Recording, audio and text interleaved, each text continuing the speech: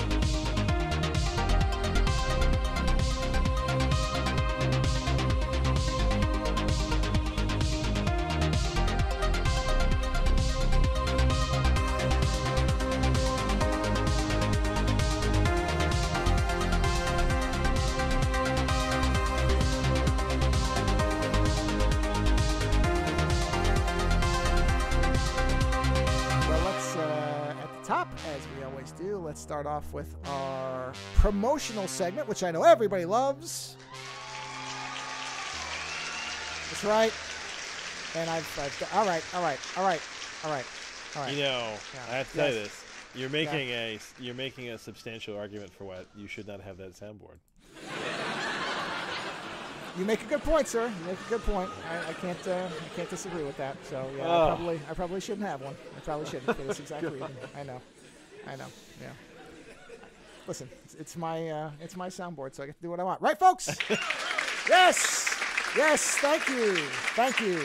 If anything, thank you. That's enough. If anything, I'm making a point for why I should have one because those were very seamless transitions. So you can kiss my ass. As far as our promotions go, very simple. SupportOurShow.com. Now that I have the proper domain in place, that's where you can go. All of our support options are there.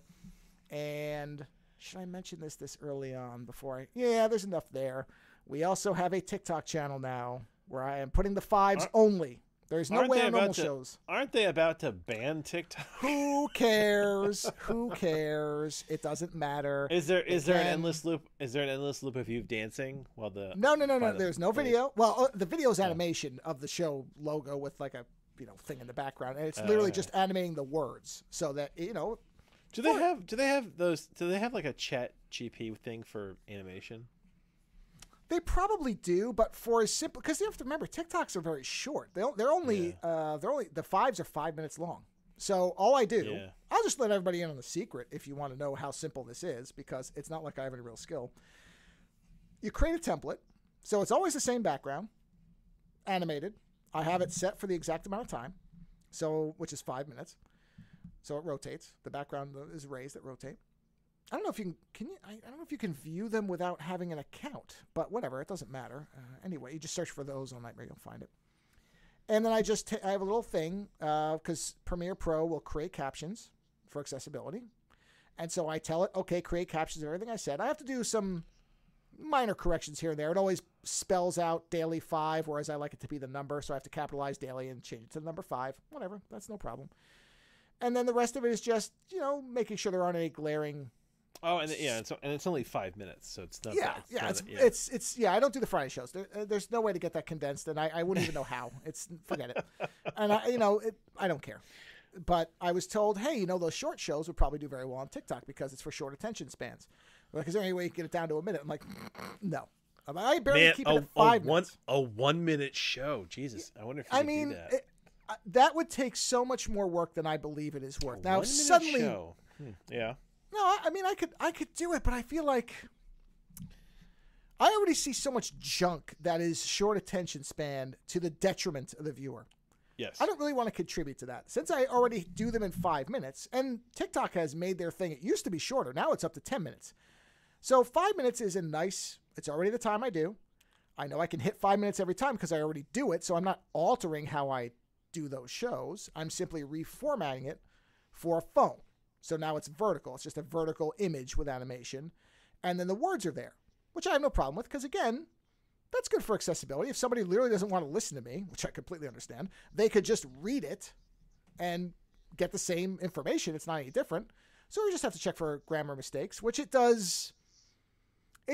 Premiere has some difficulty in some of the way that I talk. Sometimes it thinks I'm saying things, or it's trying to correct for me because it thinks maybe I'm stuttering or something. you said it wrong. Well, if I kind of gap what I'm saying, so if I go, it doesn't know how to interpret that quite, that literal, it sort of tries to put something there. That's easy, though. I just delete it and fix it. And like I said, just like Fallout, I did a review of Fallout that was spoiler-free, and it was not capitalizing Fallout. Well, that's just a find word, replace word, easy stuff. So it doesn't take much work, and then I put that up there, and that's it. So we'll see. It's there. If you care to hear it in that format, and I know some people do live in that thing, so that's fine. If you found it annoying to have to only listen to it in a podcast app, and you're already in TikTok in a big way, you can get all the daily fives here. You're not going to get the full shows. There's just no way to make that work. I'm not going to go through and try to snippet the show in 5 minutes. Number one, it does not serve the format of the show correctly. And I don't know that it really actually accurately... what do we ever say in 5 minutes? Nothing. You should just take all the cursing. You should just take all the cursing, put it into one 5-minute segment, and have that be the trailer for the show. Ironically, you say this. It was suggested to me I should just take you laughing and put it into a 5-minute stream and just keep posting different versions of that over and over. Well, you have to remember, stupid content is successful now. It is stupid. Are you telling me that my laugh is stupid? No, what I'm saying is I actually can envision. I have thought about this a little bit, and I might actually do it because I could see a Friday show. It's nothing but, let's say, 3 minutes of you laughing on a loop. Listen, if you want a real loop of me laughing, you just gotta go to our games stream, because there's a few times there, man, where like I can't contain. What did we do? What did we do when we were laughing so hard that I blew my mic? I think it was Baldur's Gate. It was when we pushed the tubby zombie wizard guy. Yeah. When you I yelled. Balthazar. Yes, I yelled. Yeah. Yeah, you yelled when Balthazar went over the edge. So, yeah, but I laugh often in the so yes. That's good to laugh, man. Laughing is good for you. Well, and honestly, I actually could see it that if all I did was post that for the Friday episode, I bet you it would take off. It would get featured somehow. Laughter is infectious. Yeah, there's that too. Oh, you can continue as guest, so I will. Oh, jeez, God, TikTok is terrible. I hate it. It is terrible. Yes, it is terrible. But whatever. Oh, jeez, verify. I have to move this little thing because I'm going to link it. Why not? In case anybody cares, just if they want to see it, because it isn't zero effort. I won't pretend that I didn't put any effort, but it's minimal. You did something. There are 1, 2, You're 3, 4, sharing 5. it with the class. There 6 episodes. 6 episodes so far. And here's something really stupid. Yes. You can only post things up to 10 days ahead. I don't understand that. 10 days? Honestly, because they probably want to keep things current. I guess. It's stupid. The whole thing is dumb. Okay, TikTok, it's capitalized with 2 T's. All right, there it is. Listen, I also like longer articles. Not just, like Cliff Note articles that you're getting a lot of lately.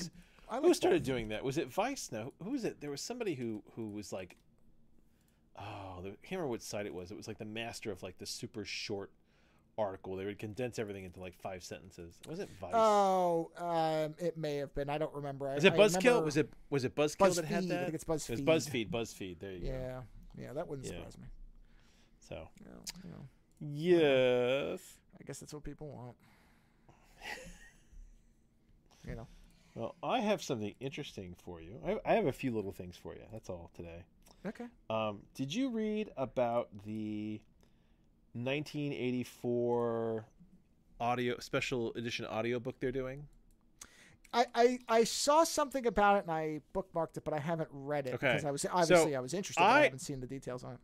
I may listen to this because Andrew Garfield is doing the voice of the lead. Okay. Right? Tom Hardy is the voice of Big Brother. Who's doing it? Is it Audible or somebody else? It's Audible. It's Audible. Okay. Yeah, Tom Hardy is doing the voice of Big Brother.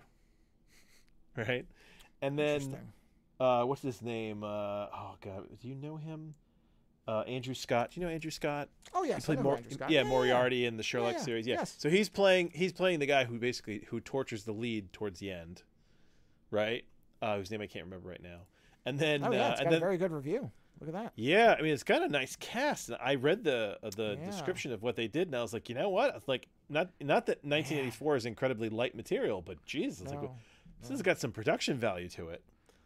Wow, A-list. Yeah, look at that, premiering April. Oh, so it premiered April 4th. Okay, so this has been out for a little bit. Oh yeah, look at this. Yeah. I figured I would bring that to your attention. Oh, what's her face is in it too?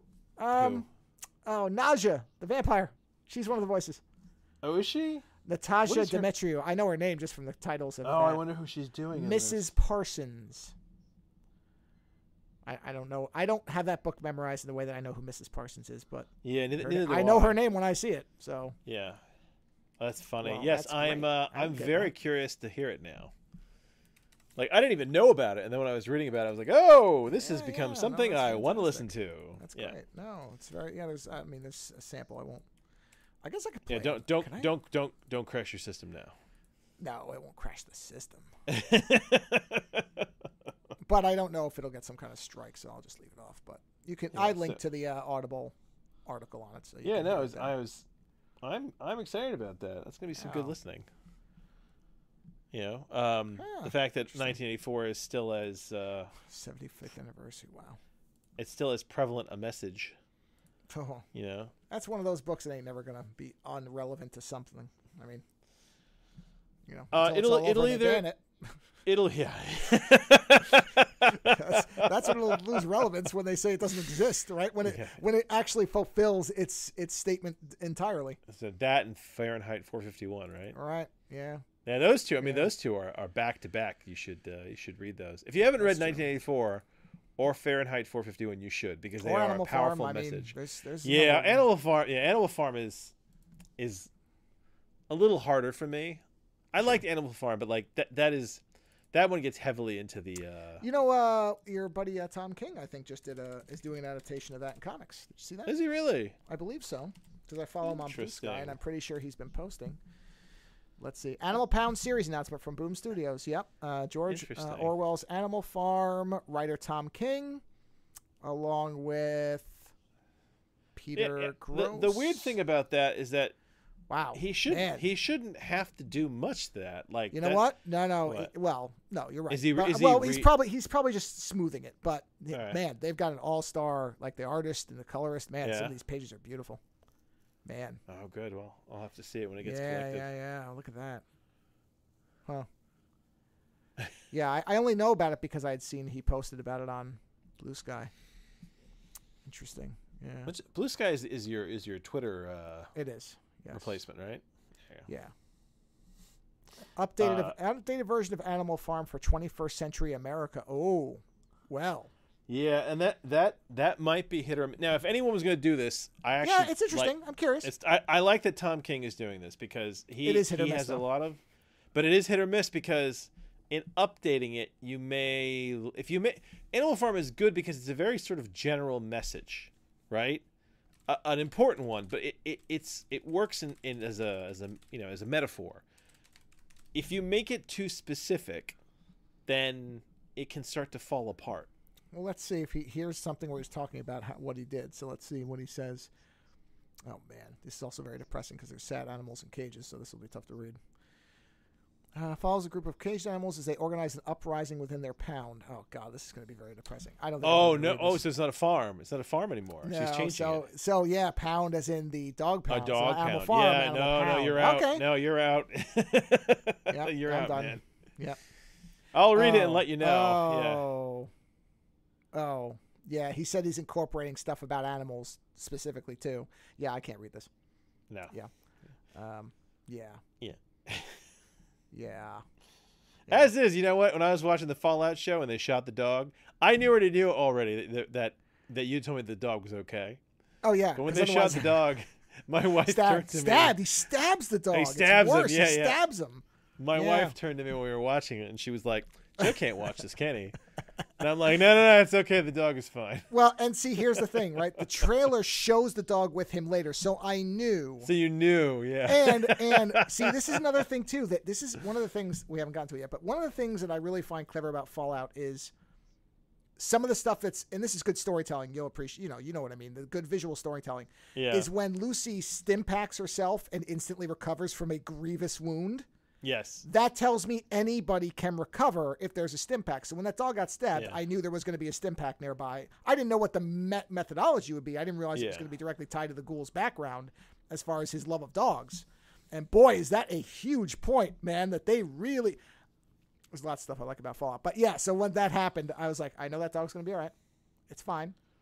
So I'm just going to not try to react too much to the fact that I heard the cry of a wounded animal. I'll just let it go. And, so, so I'm reading here. I'm just seeing if he says anything.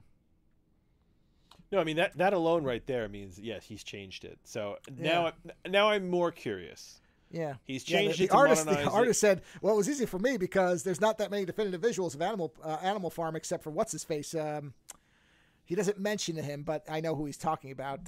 Who's the guy who did the Fear and Loathing art? Oh, God. Oh, that guy. Steinman, oh, I think? Man. Yeah, his art was vicious for that. Yeah, well, it was great. I mean, you want to talk about, that's one of the few perfect artists to illustrate an Orwell book of that type. I mean, exceptional.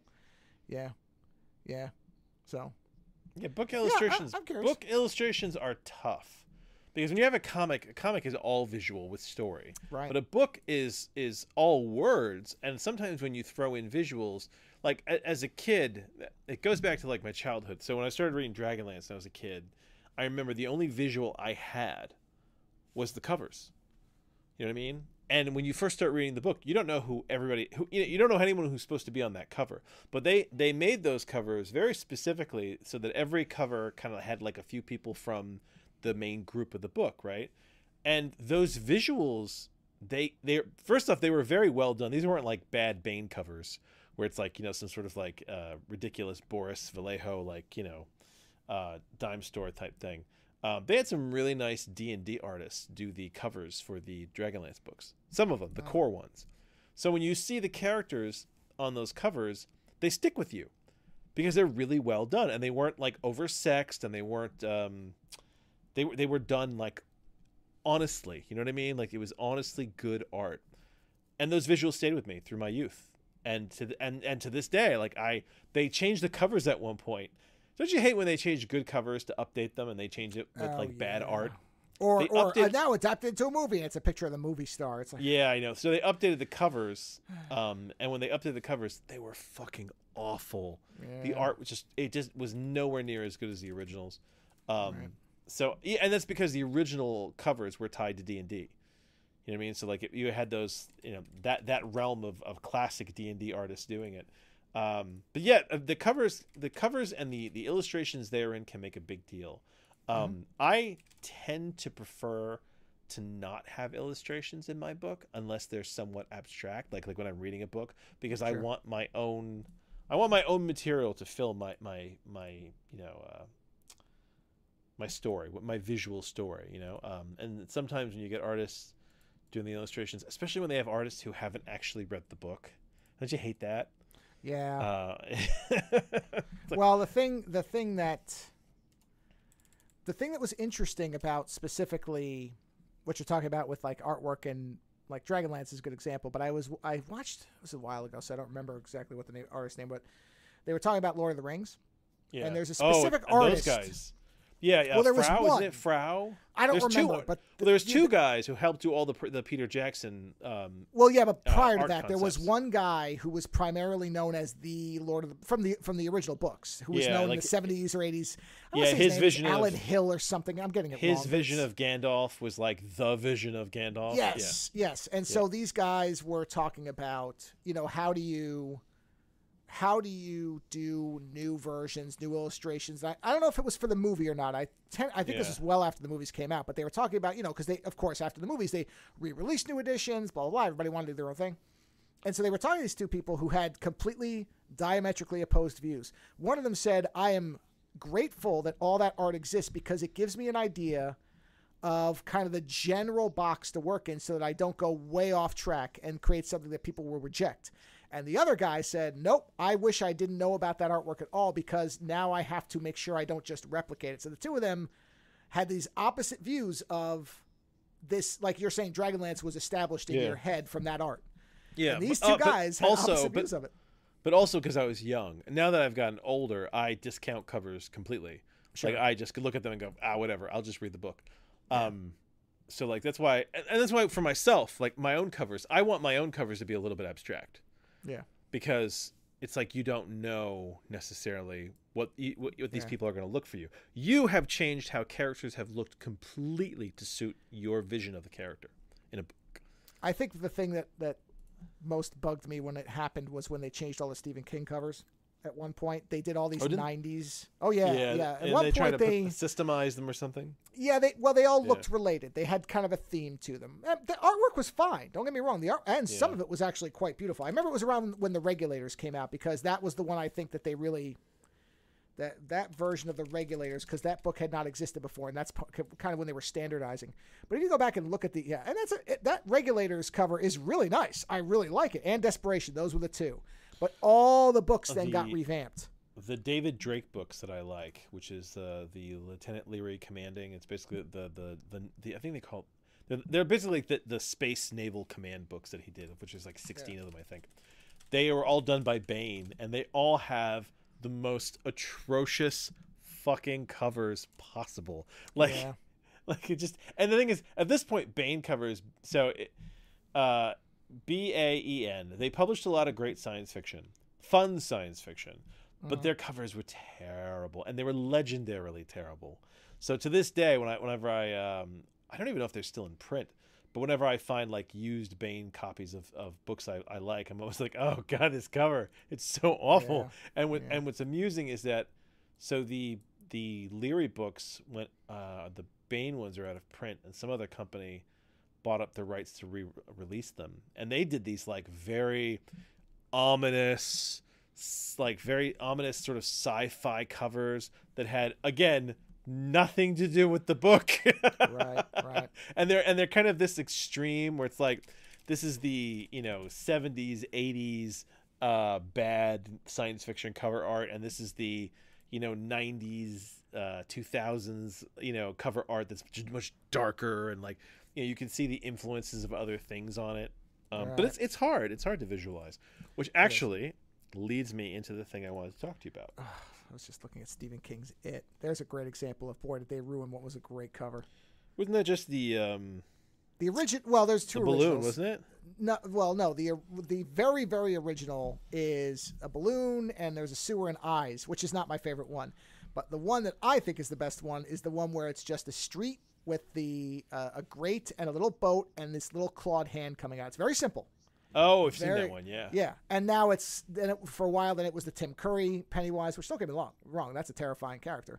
And now, of course, it's the movie It, where it's like a kid standing with a red balloon and scary clown man, and it's stupid looking. So, anyway, sorry, I didn't mean to derail you.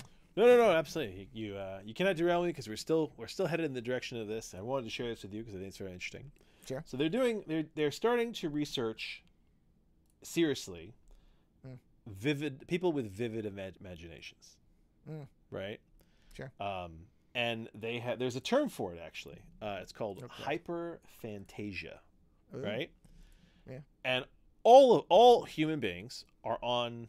You're gonna love this word. You're all on the spectrum. Hey. Yep. We're all on the spectrum, and you can either be at one end and have hyperphantasia, or you can be at the other end. What was the other term for it? I think it was like it's not hypophantasia, but I think it was like is spectrum now just the word for everything? Well, a lot of things are a spectrum. Okay. That's just what it is. Because I just feel like that's now like that's the NFT or crypto of anything now. It's honestly, it used to be the bell curve, right? Which is really what it is. Yeah, the bell curve is what it used to be. Bell curve and spectrum are the same thing?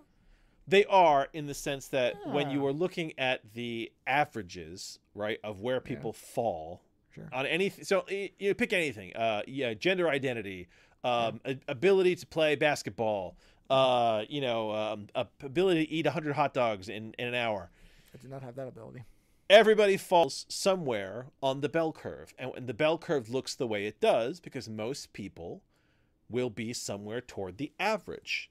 Okay. And at the ends of the bell curve, which is, which gives you that nice bell shape, are the extremes, the people who are terrible at it, the people who are really great at it. A spectrum is basically people who are different types of people across, a medium, so it's like with vivid imagination, there's going to be a lot of people who just have average imaginations. They are the bell curve. Then at the ends, you have people who have hyperphantasia, and then you have people who have hypophantasia, which I think is the term for when you have like almost no imagination, right?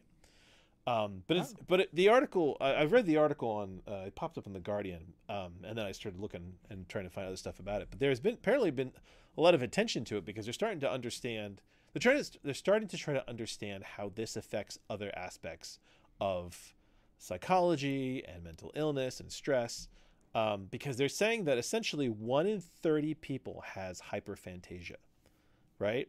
Now, what was weird for me is that when they started, there's a test you can take, by the way, that is a series of questions about basically. Is this test online somewhere? No, well, no, it has to be. Oh. Yeah, it has. Essentially, what it has to be administered. It has to be administered because they ask you to imagine something, and then they try to get details about the thing you've imagined, and it's based on the level of detail that you can apply, because. Literally, this is you making it all up, but it's a test of how good you are at making it all up. Do you know what I mean? So a good liar could also score very high on hyperphantasia. So the idea was they were saying is that you have people who can visualize things, people who see things clearly. And now it's weird for me. I don't think that I have hyperphantasia, but if I'm somewhere on this bell curve, I'm close to hyperphantasia because I can see rooms in my mind. I can move furniture around in the room in my mind. I remember, a great example of hyperphantasia. The other day I was talking to my wife about how I was writing my book. And when I was writing, there was a scene that I was not prepared for where a character did something that I wasn't expecting. It didn't feel like I was creating it. It felt like I was discovering it. And I could see them in this room talking. And I could see it, and I was like, whoa, I didn't expect it to go there. And it was almost like it was out of my control. It was like it was almost like it was writing itself, right? That is a kind of hyperphantasia, right? I can also see maps in my mind of places, but not maps like I'm looking at a map. Like I can actually see almost like a Google map in my head where I can zoom in and zoom out to figure out where I am, right? That's a type of that is an element of hyperphantasia. I mean, there's lots of elements because you're dealing with imagination, but the idea is that you can visualize things to the point of reality that you can see it almost realistically in your head. Vivid dreams are an aspect of this, but that's kind of more an uncontrollable aspect of this. But it's actually having the ability to see things, to just full on see things in your head. And to have control of that. And they were talking about how in this article, they were talking about William Blake, that William Blake, when he used to paint people, he used to tell people that he could see them in his mind, to the point of which that when he lost his kind of creative edge for that, he would almost describe it as the model got up and walked away. Now, William Blake was a bit crazy, but, needless to say, if you look at any of his art and his poetry, creative as fuck. I mean, I love his art, but it's weird. But yes, they say that William Blake, sounds like the type of person who would have had, I don't want to say suffered. I almost said suffered from hyperphantasia. Well, I mean, you could, but it's basically, people who are just, and it's not ultra rare. It's 1 in 30. Right, so that you could actually know a lot of people who have hyperphantasia, especially art schools. Sure. It's probably a whole crowd full of people with hyperphantasia. But it's interesting to me because I've told this many times that growing up, I have always figured everybody was functioning on the same apparatus as me, and it took time for me to realize that no, we don't all think alike. Oh no, we don't believe the same things. Oh no, we don't have the same mental capacities as each other. We can't visualize things the same way. And, you're always wondering, like, well, what do other people think like? Because at the end of the day, psychologically, you want to understand how other people think. I mean, that's true empathy right there, is to try to fully comprehend somebody else's thought process.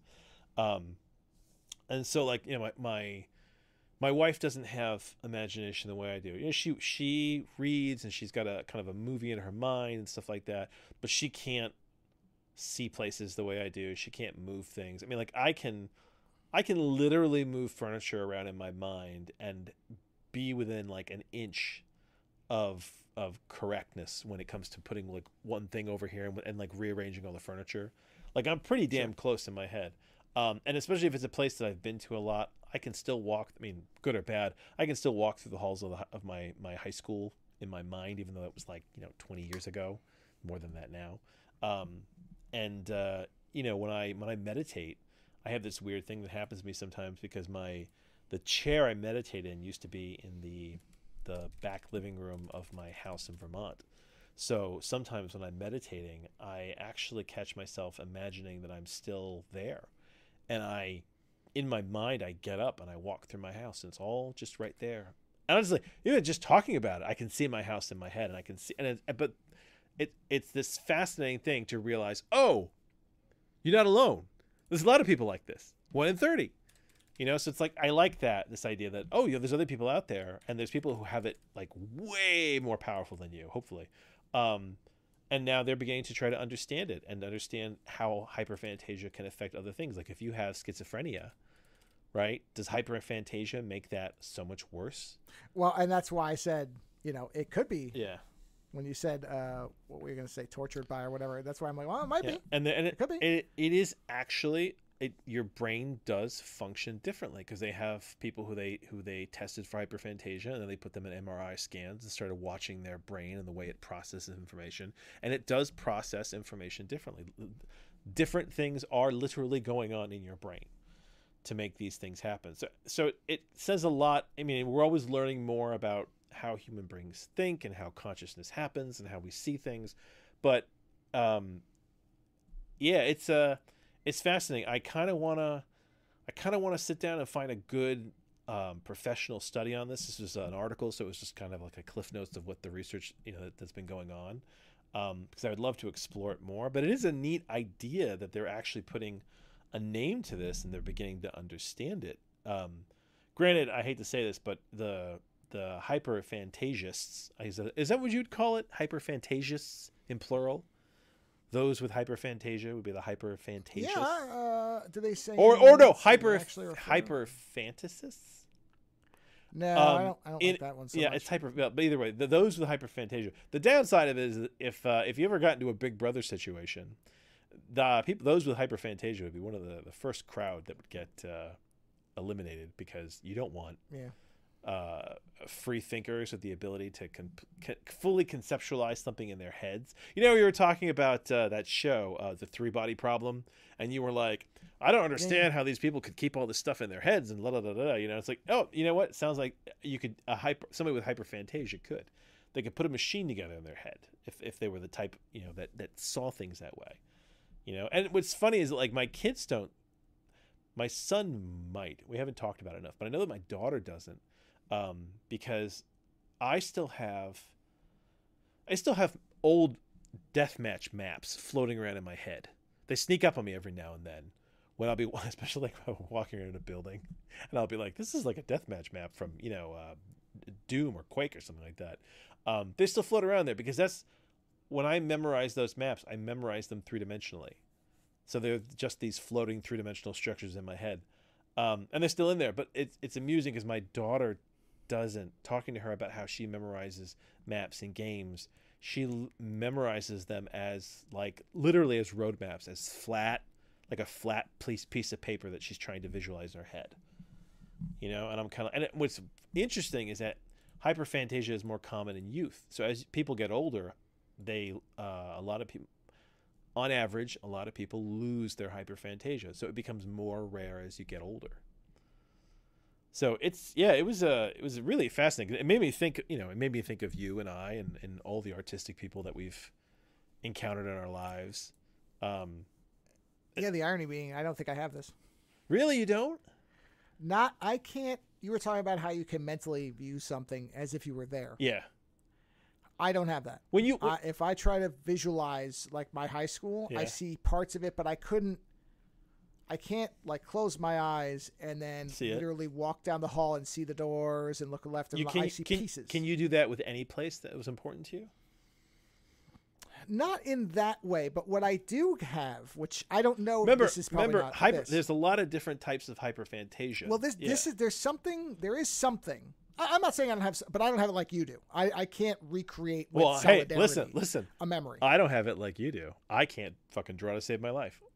I can create abstract patterns and stuff like that really well. Yeah, but no, your specific reference to I can think of a place and walk down the hall in my mind of it. Yeah. With very, very high detail, fidelity, to be clear, also, remember we were having that conversation a while ago about how I can remember like what everybody was wearing. Yeah. That's another part of this. I can't. Yeah, like I remembered the fabric content of my wife's pants from some memory from like a decade ago, and she was like, "Why do you remember that?" And I was like, "I don't know. It was a detail." But I will see a certain color or a combination of colors or hear certain sounds or smell things, and I will have a full body reaction that is completely linked to 20 years ago. Yeah, and that's what I mean, is that you... Yeah, so remember, we're dealing with imagination here. Imagination is raw, explosive creativity. It doesn't have to be any one thing. And I have a thing where I think of something and the idea locks in my head right away. I've got it top and to when bottom you draw, when you draw, do you see it in your head? Well, it depends. Sometimes I do see it exactly in my head, but the trick is then to make it look like that, and I almost never could do that. But in my head, some images are fully formed. Yeah, and like for me, some of them are. My problem is I'm in a room with my characters, and I'm trying to tell you what's going on as it happens around me. The Burbank Kung Fu Club shirt that I did, that image, I had that as soon as I thought of it. I thought of it in the exact image that it was, where the guy's kicking Hitler. Like that was in my head. And I knew that's exactly how it looked in my head, was that kick, the guy flying backwards and going, oh, and I had it all. And then it was just a trick of trying to find reference images for that, which was not easy. So yeah, and that's the thing is that in some cases, if you've got, there's people with hyperphantasia where they don't need reference images, but they've got the reference images in their head. if I had the level of anatomy command that really great artists do, I wouldn't have needed that, but I do. Yeah, and that's the thing is that in extreme cases, you have these people who don't need models because they just. Oh yeah. That's like photorealism, but for anatomy. Yeah, and the thing is like there's people we knew in college in art school who could draw from reality really well, but they had no imagination for the abstract, and that's what I mean by this. When you're talking about hyperphantasia, you're talking about all like once let's get into the bell curve here, right? So we're at the end of the bell curve. We're in the crowd of people who would be considered to have a level of hyperphantasia, right? Now, because you're dealing with imagination and creativity, therein everybody could be completely fucking different. It doesn't mean that you don't have it. It just means that it's imagination. It's raw fucking like mental birth. So it's like it's going to be all sorts of things. So there's people who are better with the abstract. There's people who can memorize, like with me, like 3D places and things like that. There's people who memorize, who know how to play with color. There's people who, can have visual models. I mean, I have movies in my head. Movies. And the funny part for me is I don't remember books as literature. I remember books as movies in my head. Long-going movies with the people there and how, and I visualize how they look. And it kind of goes back to my writing with the whole idea that like I'm there watching, you know what I mean? Like it's, so yeah, I thought it was neat that they're doing research on this, and that they may, be interesting if there was such a thing as a hyperphantasia drug, right? Do you think you'd be curious, or you think you'd be scared, or you'd be, worried? If it was something, it would depend on what the general response to it was. There's always the fear of the bad. A drug. Well, no, not like acid. This is a drug that stimulates. This is my vision of it. A drug that stimulates the parts of the brain that are most active in those with hyperphantasia, thus creating a limited time hyperphantasia-like state of creativity.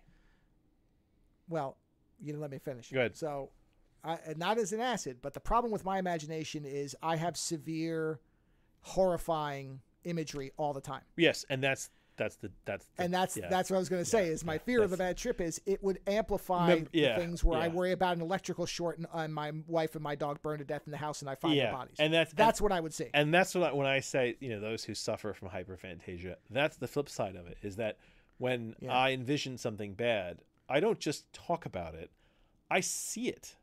The same way that you see the full situation, I see it. And we've talked about this before, but if something is real enough, at what point does it?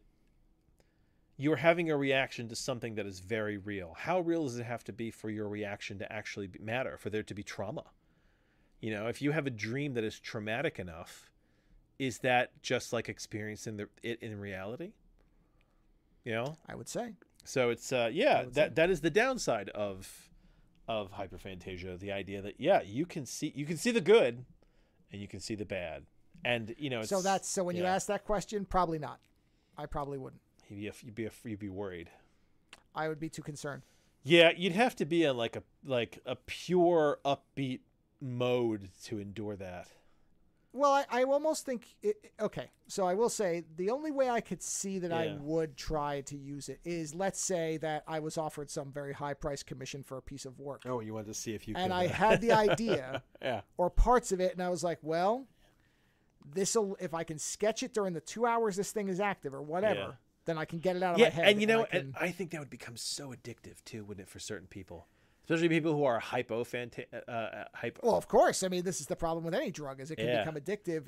Even a non-addictive drugs become addictive if they provide something you need. Yeah, dude, you're addicted to have that level of creativity. Did you ever see that movie Limitless? About the drug that, exactly. Yeah, with Chris Cooper? No. Chris Cooper. What's that guy's name? Chris... I can't remember now. Bradley Cooper. Bradley Cooper. There you go. Bradley Cooper. I know I had the Cooper. So, and what's so cool about that movie is the idea that you have this drug that makes you incredible. Well, no, you don't ever want to be off of it because you like being incredible. It feels good to be there. Listen, creativity feels great. It's the downside of creativity that sucks. But if you can have creativity when you want it and then have it wear off and then go back to being like, I'm just going to go to bed at night and not think about shit. Whoa, there would be an interesting element to that, because there are, I actually just did this. I went like 3 days in the last week, and I said, I am not going to try to be creative at all these 3 days, because it's like putting pressure on me. So I was just, because there are people who are like, I have to draw every day. I'm like, I got to be careful with that, because I used to write. I used to write every day. I used to have there's a book I had called The Writer's Book of Days, which gives you prompts, and it was like I would write every day, and I could write whatever I wanted. I could write nonfiction, I could write fiction, I could write whatever I wanted, just like a page in response to this one idea. And I did that for a few years, and you know what? Sometimes it's a lot of fun, and sometimes it's kind of sad. Well, the thing that I would worry about is if I couldn't draw one day, would I suddenly become very hard on myself? So I try to take these breaks, because I think it's also good for you to take a little break sometimes and just let your brain stretch and breathe a bit, to not feel like you have to force every idea out. So I don't know whether a drug for creativity would really grip me that way, or whether I would be able to say, nah, you know what, it's Tuesday, and I'm just going to watch stupid YouTube videos today, so I don't care about being creative. Yeah, but you know what? I think that... I don't know. I think that we're creative a lot of the time, even when we don't think we are. And when I... But what you're talking about is enhancing that. Yeah, so but pushing it way out. But you're saying the whole thing about being worried about it, or not pushing it. You shouldn't always push yourself with creativity. I know that for me recently, I have tried to carve out 2 days a week that are just like 2 hours of writing time, because I don't have a lot of time to do it, and I do have this book that I actually very much enjoy being in the world of, so it's these 2 hours, and when I sit down, I always sit down and I'm like, I got nothing, and then I'm like, okay, I'll start how I always start, which is I'll go back anywhere from like 2 pages to a chapter, and just start revising, and by the time I get to the end of that stuff I've written, my brain goes, okay, I think I know where this is going. And then, and sometimes sometimes I'm like, I think I know where this is going. And sometimes it's on its way without me.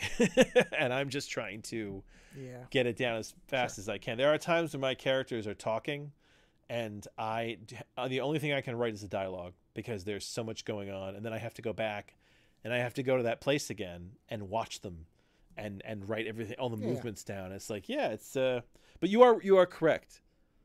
I can see how hyperphantasia can be good or bad because, the other night I was in bed. My insomnia is it's pretty diminished at this point. I've done a lot of things to kind of get it under control, which is really nice. But I still have I was going to say, because we're playing games much later than we were for a while, so I figured, you must have it better under control. Oh, I do. For a while I have it. No, I have it a lot. My issue with my insomnia is that I cannot be massively stimulated late at night. So I didn't want to mention anything in case it was one of those things where don't pay attention to it. No, not at all. No. So every like 2-3 weeks I have a bad night, right? And mostly a bad night in the fact that my body goes, no, I'm not going to sleep, and I'm kind of like, come on, man. I'm like, no, I'm good, and then it can last anywhere from like 3 to 5 hours of just not sleeping, right? But by and large, I can get to sleep at night. And I sleep pretty well. Actually, so I get about, during the school week for my kids, I get about 5 hours of sleep a night, which I guess is somebody referred to that as a high functioning insomniac. And I was like, ooh, I like that. I was like, that's a good, it's kind of like a functional alcoholic. I'm a functional insomniac. But when I do have a bad night and I'm up, the thing about insomnia that sucks is that you're alone. You're up. Everyone's asleep. You're usually trying not to make a lot of noise. And there's different, some insomniacs get up and go do things, and then some try and stay. I try to stay in bed as much as I can in the hopes that I can convince my body to fuck off. Because the problem is if I get up and I start stimulating myself, my brain's like, okay, we're good. And like I've read a novel in a night when I've had bad insomnia because my brain's just like, nah, we'll just keep going. We're good. Fuck sleep. We don't need to go away. But the other night I had a kind of a 3-hour bout of my body going, fuck you, we're staying up. And I don't know, I was thinking about something. I think I was thinking about like fitness accidents, because I had built this piece of equipment and I was sitting there thinking to myself, if this thing ever gave out, this thing would just come crashing in my head. And then I had this horrible imagery of like if my kids come into my gym sometimes, my gym space, when I'm doing stuff, and if I don't notice them, I had this terrible image of like one of my weights hitting my kids, and I was just like, I was horrified because I could visually see it in my head, and it made me very sad. And like that is the negative side of having such strong visuals. It's that like if you can imagine it, then you see it, and if you see it, it's traumatizing because you are seeing, you're seeing death and destruction, and the key thing is to not let it spiral you, to not let it get control of you. You always have to try and, control the beast that is your imagination, because it can turn into conspiracy theory and madness, which is why the thing you were saying about having a couple nights of like, a couple days of being like, I'm not going to be creative. I'm just going to fucking chill. That's a good idea. It's good to have chill. Part of the reason I love lifting weights is because you can't think about anything but not dropping those weights on your head. It's sure. You're pushing against the weight of gravity and creation, and it's very focusing. So, but yeah, I do like that there's a name for it now, hyperphantasia. I want to read more about this study, and I want to see what the full-on level of this exam is, like what it's supposed to entail. But there's a name for it now. Having too much imagination. Hyper is too much and hypo is none, right? Yeah, I have that right? I don't think they call it a they had another phrase for it, but hypo. Well, no, but I understand. But hypo usually means absence of. Yeah. Okay, that's what I was. Hyper is you have a ton. Got it. Okay. Yes. So, I want to make sure I had it correct when I did the link. That's all. Yeah, and that's show notes correct. And that's pretty much all I got for you. That's it. That concludes your my weird shit. Yeah. Yeah. So how many episodes of The Fallout are you? I am 2. This is actually very funny because I watched the first 2 episodes, and my wife was not a fan, but she was kind of okay with it, but kind of not. And I told Joe, and Joe goes, "Yeah, so that's a soft no, right?" And I laughed, right, because I didn't think it was a soft no. And then yes, after like a couple days, she was like, "You know what? I don't really want to watch Fallout. I'm good. You can watch it when you have time." And it's like, but fucker, I don't have any time to watch this.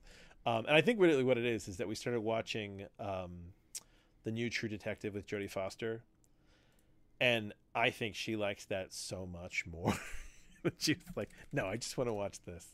Because we're still we try to hop through shows, but like kind of cycle back, like anything from 2 to 3. And I don't think she wanted Fallout in that rotation. She was happy. We were still watching West Wing, and like I love Taskmaster, and there's new Taskmasters coming out. So like we're kind of moving through Taskmaster. Wait, so where are you in West Wing? Oh, we're towards the end of season 4 or 3. Shit. Oh, you're already at 4. No, okay. 3. We're 3. almost to the end of season 3. So he's just done the State of the Union, and there was the whole episode about cancer. But they wanted to have cancer in the speech, but they didn't. Wait. So did Ron Silver already show up? Oh yes.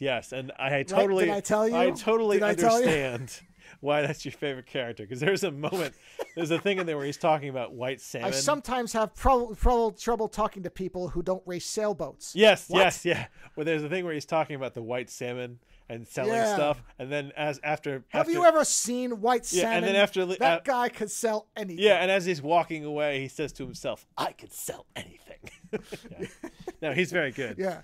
The sailboats thing. If you think I'm not going to talk about something when it costs us nothing, you are quite simply out of your mind. Yeah, the way he talks he's good. Is so beautifully lyrical. I could listen to him read a phone. Yeah, and like what's funny is that Ron Silver and Andy Garcia look so much alike. Yeah, they could be brothers. But they don't sound alike. No, they don't, but they could be brothers. It's crazy. Yeah. And Ron Silver is also one of those actors that's kind of gone to the wayside now. We're like, you don't hear about him. He's older now, right? Well, he's dead. That's why. Oh, he's dead. He passed away? He died a while ago. Oh, yeah. Shit. He died of, I believe, lung cancer. No. Yeah, 2009. Yeah, 2009. Oh, I'm so bummed out. Yeah, now. I know. Because that's why you're not hearing from him. Because there's so many movies from my youth that Ron Silver pops up in. Did you ever see the one? Yeah, esophageal cancer, longtime smoker. Did you ever see the one with Jamie Lee Curtis? Where I think it's called Is it Blue Streak? Where he's like Blue Streak. Where he's the bad guy. It. Yep. That I couldn't remember the name until you said it. Blue Steel. Blue Steel. There you go. That is a heavy movie. Silver Streak is what? Gene Wilder and somebody else's Silver Streak. That's why I'm mixing them up. That's why when you said Blue Streak, I'm like, Streak, isn't it? Yeah, hold on. When you type in Blue Steel, if you want to look this up, you have to type in Blue Steel Jamie Lee Curtis, or else you'll get what's his name? You'll get the look, the modeling look from what's his name's character from the Meet the Parents. What is it called? Oh, Meet the Fockers. Yeah, Meet the Fockers. Yeah, you're gonna get you're gonna get the look. Well, put Blue Steel 1990. Yeah, Blue Steel, Jamie Lee Curtis, 1989. Yes. Clancy Brown too. I always forget about that. And Ron Silver is the bad guy in that, and he is quite frightening. Oh, Tom Sizemore's in that. I totally forgot that. He's in the very beginning. Jesus, yeah. Man, I'm gonna have to watch this again. Jamie Lee Curtis, man, she was fucking gorgeous. Ron Silver, also the bad guy in Time Cop. Oh yeah, which is one of the best parts of Time Cop is just to hear Ron Silver saying evil things. So that's why I like Ron Silver. He has a really cool way of talking, so I really just like hearing him talk. No, and he's great in West Wing when he shows up. Oh, and he's gonna come back, so be ready. Oh, well. He will show up, but not working for them anymore, which makes it even better. I'm actually curious now to his filmography. Oh man, he was in a lot of stuff. He was in two. I know. I'm looking at it to the like the '80s heyday. Oh, there's a ton in there. Yeah, he did a bunch in the '80s to mid '90s. He was all over the place. Yeah. Oh, Romancing the Stone. He was in Romancing the Stone. That's right. I haven't seen that in a long time. Yeah, so he's a No God, You Devil. I remember that because that's I like those movies. I know they're weird, but I like them. With Bob Hope, not Bob Hope. No, What was his name? George Burns. Oh, what's that guy? George Burns. Yeah, George Burns. Like, another one that is like lost to time. And it's so sad. Yeah. There's these older actors that you grew up with, and like, you know, they're kind of gone now. You know, like I'm gonna make my kids watch Some Like It Hot one of these days. I just did a 5 on this about the guy who did the announcing for the New York Yankees since I was little. Yeah. Retired after 64 years. He did 5,000 plus games, not missing one. Wow. I have only ever known this guy to be for my life that guy as the voice of the Yankees, and he retired. And I just it's a different thing to hear. And I mean I remember hearing that with my dad driving to and from work when I was young. Like that to me is the Yankees, is that voice, because a lot of times I'd listen. I didn't watch it all the time, but I'd listen to it a lot because I just have always had an ear for radio stuff, and he had a really good voice. And he finally retired because he's like, I'm 85. I can't do this anymore. He's like, he literally just retired immediately. He was like, you know what? I realized I don't have the gas for this anymore. I'm too old. I'm tired. Yeah, but to do over 5,000 games and not miss one consecutive. I don't know that anybody else, maybe Vince Scully or one of the older guys, has done that many, but nobody new does that many anymore. So I know what you mean. I thought, shit, man. This is age. The people that you grow up with, they're dying or retiring. Yeah, and like, you know, we. So I told you that we watched. I showed my kids Armageddon the other day, because I've come to the realization that Michael Bay. If you can find a Michael Bay movie that's on the line for kids, they're basically kids movies. Michael Bay does kids movies with cursing and you know, and some sexual reference. That's it, right? Because otherwise, any adult will watch these movies and be like, okay, you can't do that. Well, you can't do that. You can't do that. Shit doesn't blow up like that. Okay. But he has his own visual style. Mayhem. Isn't that what they call it? Or Bayham. It's called Bayham. Bayham. Yeah, Bayham. Yeah, Bayham. Yeah. And so, but the thing about Armageddon is that is like a fucking, oh, Jesus Christ. I can't, Bruce Willis. That's Bruce Willis at like his best. You know, like he looks great in that movie. He's the big hero. You know, well, I can't show them much like I can't Ron show Silver, where he had this stretch where he was it. Yeah, I can't show them Die Hard yet, so you know. Actually, his real power years kind of mirror Ron Silver's a lot, which is 80s when Moonlighting hit to the 2000s, so towards the end of the 90s, because Die Hard, and then 12 Monkeys I think still is probably one, his legitimate acting. What was cool with Bruce Willis is that I think once he fully lost his hair, he got more badass for a while there. Yeah, then he was doing Last Boy Scout. Yeah, that movie's fantastic, right? Yeah. Sure so it's these actors that I want my kids to not miss. Fifth Element, of course. I know. I don't know if we're gonna get to that one, but it's these things that we can't miss. I want these characters, these character actors to be there, sort of in their heads, in their head canon. You know what I mean? So it's like, you know, I need to find the movies I can break them into. Well, you know, I mean, you've already kind of covered 2 big ones. You got what do you call it? Michael J. Fox and Christopher Lloyd. Yeah. You got the Back to the Future films, because that's 2. I mean, Michael J. Fox can't do it anymore. And Christopher Lloyd is he's old, not going to be around for much longer. Not because I think he's sick or anything, but he's just not going to be around for much longer. Yeah, and it's the whole thing, trying to give my kids an appreciation for these older movies, even though they you know, they may not be. Oh my god, the special effects look so dated. I'm like, no, it doesn't matter. It's like they're still good movies. Well, sometimes they don't, though. Let's be honest. Some of the practical stuff is really good. Not always, but the thing is, this is I was talking about this, not this specific point, but this is a byproduct of it, that we are. Well, you are, because I'm not a parent, but parents like you who want to show this older stuff, you are at a huge advantage because everything is so pristine now as far as the format.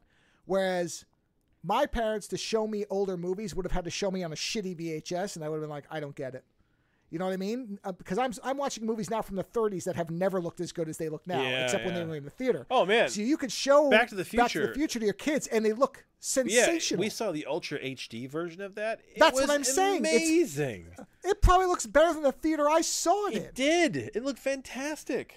Yeah, because I didn't have a IMAX theater when I was younger. That shit didn't exist. So I was watching. What I'm saying is, You are actually probably showing your kids a better version of a movie you love than you would have seen it at the time. And then we watched it on VHSs forever that looked like garbage. Most of the versions I saw were bad VHS copies. That's what I'm saying. Yeah. So it's almost paradoxical. It's kind of funny. I had a grand aunt. What do you call your mom's cousin? Is it great aunt? Great aunt. I had a great aunt. There you go. So I had a great aunt, and we were particularly close. She went kind of nuts later on in life, and we didn't really have a lot to do with it. But when I was younger, she was the youngest of this crowd. My grandmother lived with two of her sisters, and then and then other sisters lived nearby, and then there was like some brothers, and there was just a lot of them kind of floating around in Florida, where I spent every summer for like most of my youth. And she was one of the youngest people there, and she was very into like action movies, and she wore a black leather jacket, which later on I look back now and I'm like, why were you wearing that in Florida? She didn't ride or anything like that. She just liked it. But she used to VHS copy every movie she rented, and then she used to. Do you know how you could do the low quality format, so you could get 3 movies on one VHS? Long player. Slow. So she used to basically do that format and get like 3 movies on a VHS for us. My dad did that too. And then give them to us, like kind of as a present to take with us, because my parents weren't gonna let us watch these movies. So like I had a disc that had Commando. What was the other one? It was Commando, the Exterminators. With the robot. Yeah, man. With the guy who was a half tank. Yeah, half tank. Yeah. So it was Commando. Yes. Oh, Commando, Big Trouble in Little China, and the I just forgot the name of it. I just told you what it was. The Exterminators. The Exterminators. Yeah, it was those 3 on a VHS. I watched that shit so many times. And of course, that degrades the tape too. And it does, yeah. It's fun. So progressively in small granular ways, you would never notice it as you did. But as a kid, year later, you just kept watching it because you're like, "This is fucking awesome." Well, but that's what I'm saying is, I don't think people really have thought about that all that much. Oh, the quality, yeah. That the movies watching now is amazing. Are different than we saw them. Yeah. Absolutely, and they don't degrade. Like I said, unless you were near a really great theater. Yeah. Because my theaters when I was a kid, they were fine. Yeah. And I didn't know any different because there was no goddamn HD whatever then. But I knew they weren't like a New York City super theater. I don't think it matters. I think if a movie is good, you watch it shitty or not. No. I'm not saying it matters as far as the content. What I'm saying is you are showing your kids something in the best possible quality. Compared to, like I said, I remember whatever, dude. My father tried to show me an old black and white movie. I don't even remember which one, and I remember I got bored because it looked like shit. And I was like, of course I'd watch it. Pioneer did the re-release of Akira in theaters. Oh, it's the theater, yeah. And it was so clear and perfect. Oh, it was gorgeous. The only problem with it is I don't like the dub as much, but that's okay. Yeah, I know the kids' voices. I know his name is Canada. I just like to hear the old turtle. Canada. Canada. And the Tetsuo voice is better. I'm sorry, the Tetsuo voice is better in the old one, and unfortunately, that was not in surround. Which I wish they would just do. I know they probably can't, but give me the surround one. Yeah, that Tetsuo guy was. I'm gonna wipe this guy all over the street. It's better. I'm sorry, it's better. I don't care if it's more accurate. It's better. I have to find these movies that I don't want to lose the time. I want my kids to. And the thing is, my wife doesn't remember a lot of these either. She didn't remember Armageddon at all. And I was like, listen, it's not that Armageddon not that Armageddon is a good movie. It's just like it's fast food. Sometimes Burger King is okay, especially when you're on a car trip and you're like, let's just get Burger King and being terrible, right? That's Armageddon. Yeah. Armageddon is just awful Bayham fast food. It's a double Bayham with cheese. Probably more than that, heavy cheese. But it's finding these movies and getting them into kind of just the imagination, because the same thing that you always say, you watch these bad movies or these low budget movies because there's these little jewels in there that you kind of carry through in your mind that may come out into something else and create something. Well, you know what? I watched Armageddon when I was a kid, and there's aspects of that movie that are good that will get expressed later on in some other format. You know, Bruce Willis's character. Bruce Willis is going to pop out at some point in one of my books. You know what I mean? Like it's that kind of thing. It's these things that you digest them and they get into kind of that lower consciousness, and then at some point they kind of bubble out. So it's like, you know, we watched Back to the Future trilogy, we watched Armageddon, and it's like, you know, now I'm kind of sitting there, well, what's next? And my wife's like, we should watch Karate Kid. And I'm like, no, it's like, I want sci-fi. I was like, I want to watch some cool sci-fi, but they're not ready for Total Recall. So, and my kids are always like, can we watch this? I'm like, that's too adult for you. And they're like, why is Dragon Slayer? What's Dragon Slayer? You know, Dragon Slayer's kind of, I gotta look at that movie again. Because I don't think there's anything. The only part now, I don't remember at this moment. I remember I remember that. I remember I worry that when they kill the woman, the sacrifice. But I gotta look at clips. Is what I gotta do. Maybe actually the most horrifying part of that for a child might be to see the dragon all burned and dead, where they're just like looking at the rotted flesh of the thing. Because that's. I don't know that I've ever seen a dragon's death depicted that won't bother that them. Viscerally in any other film. I'll say something like dragons are good eating baked, and the kids will be like, Well, that'll be fun. But what I mean is, can you think of another movie where they showed something like that? No, I can't think of it. Not like that. No, and that was great like somebody wanted to do that for special effects. They're like, no, we're going to show you the dead dragon annihilated. And I think that's the other thing too, is to go back and to show the movies where it's practical effects. You know, that's fantastic, because now everything that can be CG is CG. But to go back and to have these movies where it's like, that is a suit, guys. That's a person in there. That thing is moving. You know, like, I want to watch Predator with my kids, but they're not there yet. No. You know, like that's too much. And the thing is, I don't want to speed this up.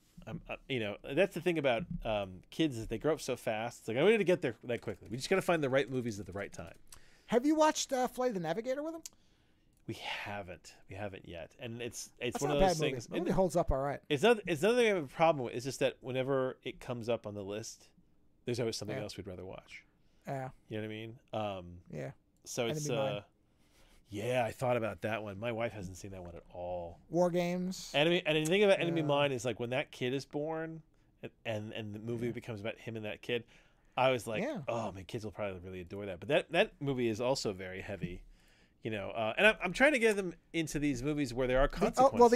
The heavy part about that is the slave camp. But that's actually good. That's a good thing. Well, that's the thing. You can't have good without bad. Bad things have to happen. I was going to say, it's still not so heavy a kid can't process it. It's showing you what's happening, but it's not. You know, you don't see a kid's head get sawed off when the aliens' heads get sawed off. Yeah, I know. But the thing, Louis Gossett Jr., there's another actor that, you know, Iron Eagle, you know, like, there's movies from my youth. That guy was in a ton of shit. Yeah. You know, like, no. You know, it's like, think about, to get racial here for a minute, think about the black men that you grew up with in cinema that made you realize that racism was a joke. Yeah. You know, think about that, because, like, for me, it's like one of the earliest memories I have of, like, black actors, Keith David. That was exactly who I was going to go to. Louis Gossett Jr., Danny Glover, and oh man, what's his name? LeVar Burton, because he did. Oh yeah, of course, because he did Reading Rainbow and Star Trek. Actually, I always think of Reading Rainbow first. People yes. Like, oh yeah, Star Trek. I'm like, no, Reading Rainbow first. I know him from Reading Rainbow. Yeah, really. And think about that. I mean, that's a big deal that got into your head.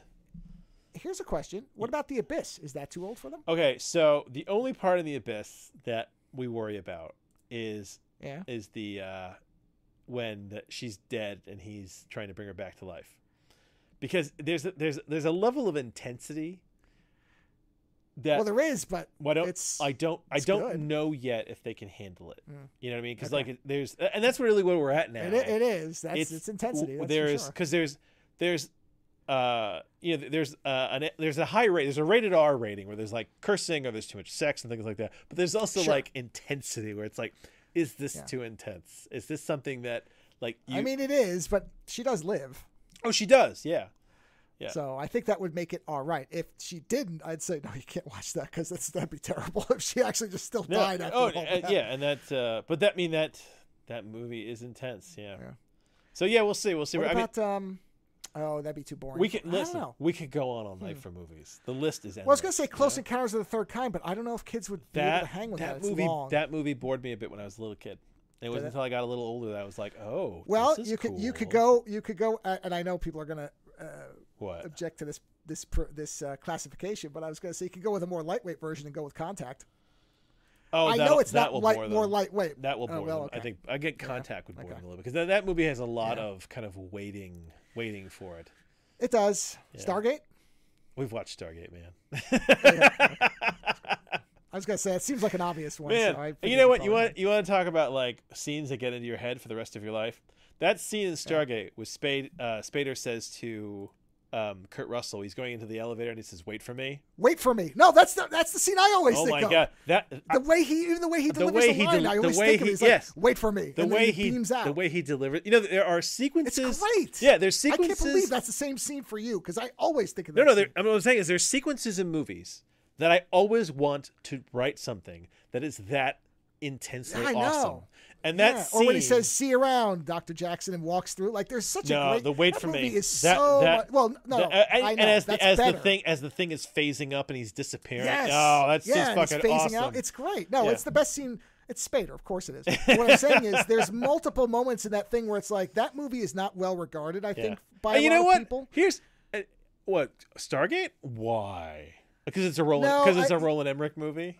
Well, I think there's that retro degrading of it because people are, he went on to make shittier versions of bad movies or whatever, or lesser quality films. But also, I think a lot of people think the series was better, and so that makes the movie somehow lesser. Yeah, but the series only exists because the movie was good. I know, and honestly, there was never a moment. Kurt Russell and James Spader. There was never a moment in that show that was good as that one moment where he says, "Wait for me." Yeah, and I'll tell you, but what's really funny is I'm watching Armageddon the other night with the kids, and there's that scene where Bruce Willis stuffs Ben Affleck back in the elevator and rips his suit so he can't do it, and he's walking out, and Ben Affleck has like a full-on meltdown, right? Yeah. And I thought to myself, why is this better than when Kirk dies in the J.J. Abrams remake of Wrath of Khan? Well, it's true. I was like, this Bayham shouldn't be better than Abrams. But you know that is the one. But you know that really moment of that movie. Abrams is on. I think he was one of the executive producers of Armageddon. His name is on. Well, no. Abrams is an interesting. person. He's around. Well, the thing is, when you read interviews from him or about where he's talking about, it's very clear that he wants to be 3 or 4 different directors. Spielberg's one. McTiernan feels like another one, like Predator. Like he wants to be in these things, and that's why he does imitations of them. He's like the thing. Yeah, but that's the thing. As a director, as any artist, you are also always chasing those amazing moments from movies, books, shows, whatever that you. I'm not blaming him for that. No. I'm not blaming him. I think that's completely normal. Yeah, but it does not surprise me when I see his name pop up on a lot of things. Yeah, 8mm is a Spielberg homage. Right? But the thing is, like, that sequence from Stargate when he says, "Wait for me," the movie builds up to it. It's fucking fantastic. And I'm like, yeah, I want a moment like that in one of my books where somebody goes, "Oh, yeah, that's cool." Like Star Trek 09 is a Michael Bay film. Yes. Yeah. That's Abrams doing Michael Bay. There's lens flare Bayham. Yeah, there is. And there's a lot of blowing up, and the worm black, the red matter. All that's Michael Bay imprinted. So no, I'm not. That does not shock me. Yeah. Like I said, I don't mind it. I just think he's kind of like Lucas, like just direct it. Let somebody else write it. Do the direction, man. Do your visual stuff, or Zack Snyder. Same thing. Let somebody else handle the word stuff. Yeah, I'm trying to think. Because when you're doing all of it, it's not that great. And I'm trying to think if there's another movie that has a moment like that for me. That moment where that character, it's like a one line from a character that it's not even like an action sequence necessarily, but it's just the stakes are so high and it just hits you where you're like, yeah. Almost every movie has one or two moments. Every movie tries. Every movie tries. No, every movie I really like has something like that. It may not be not be a 1-to-1. When Roy Batty catches Harrison Ford in Blade Runner and picks him up. That's what it's like to live in fear. Yeah, you know, and you're like, oh, Jesus, yeah. That's what it is to be a slave, or whatever he says. Yeah, it's great. Yeah, so it's things like that. You're always looking for that in whatever story you're being told. You know, and I said to my wife, I was like, part of the reason I think Armageddon works for kids is because there's a lot of tension, but there's also a lot of Bayham is all about those moments of which appeals to like a 13-year-old boy.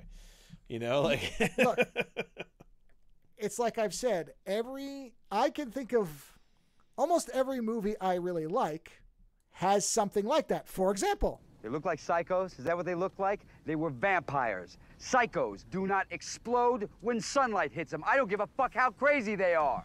Yeah. I cannot think of that line all the time. The most badass George Clooney role he ever had, yeah. And one of the best line deliveries of any film I've ever seen. Yeah. So it may not have the stakes like you said, but it's the whole. It's the delivery, it's like that's you know, and that also at the end of the film, like that's a great moment at the tail end, the very tail end of that film. That leads right up to it, yeah. Oh yeah, you know, there's all kinds of stuff like that. So yes, I'll be careful and be digging to see if I can find the good material for them to watch. Although we are watching the female doctor. What's her name? What's your real Jodie name? Whittaker. Jodie Whittaker. We're in the Jodie Foster. You said Jodie Foster the other night. Yeah. Well, no. What it was is I was talking about Eccleston. You said fucked by Doctor Who, but you said Jodie Foster, and I thought you were mixing them up. So I was like, what episode did you watch? No. I don't remember this. I don't remember Jodie Whittaker getting railed in the TARDIS. What is happening?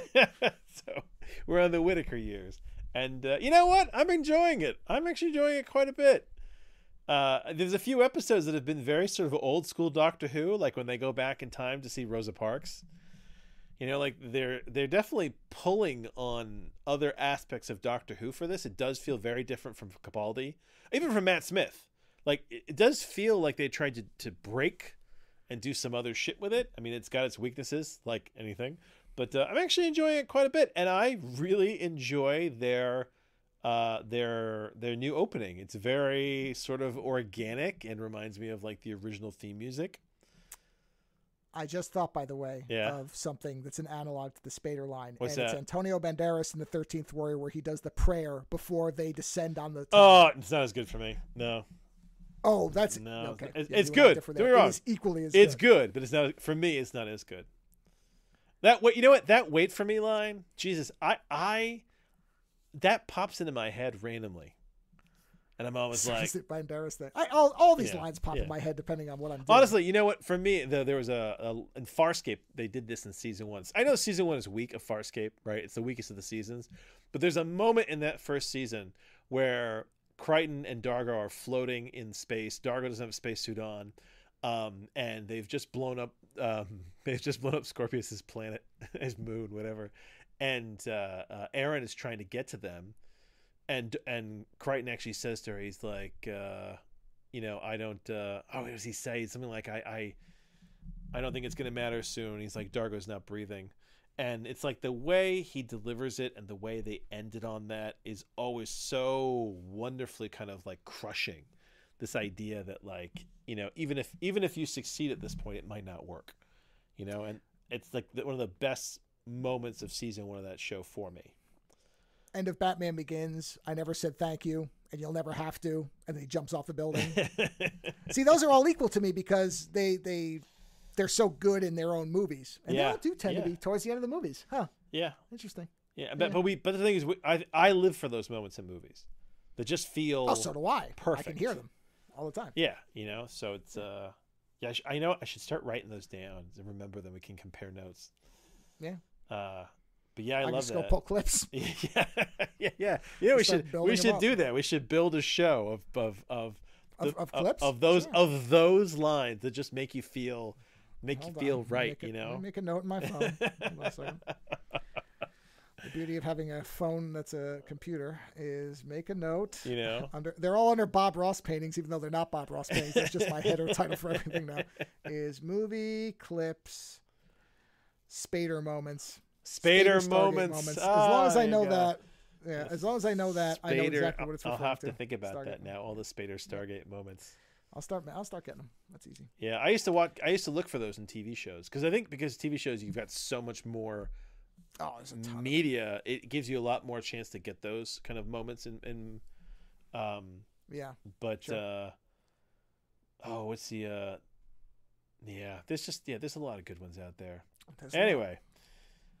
Yeah. What have you? I looked at my phone because I forgot. I wanted to bring this up. I mentioned to you when I thought of this. I've coined a new term, everybody. I own this word, so I'm trademarking it now.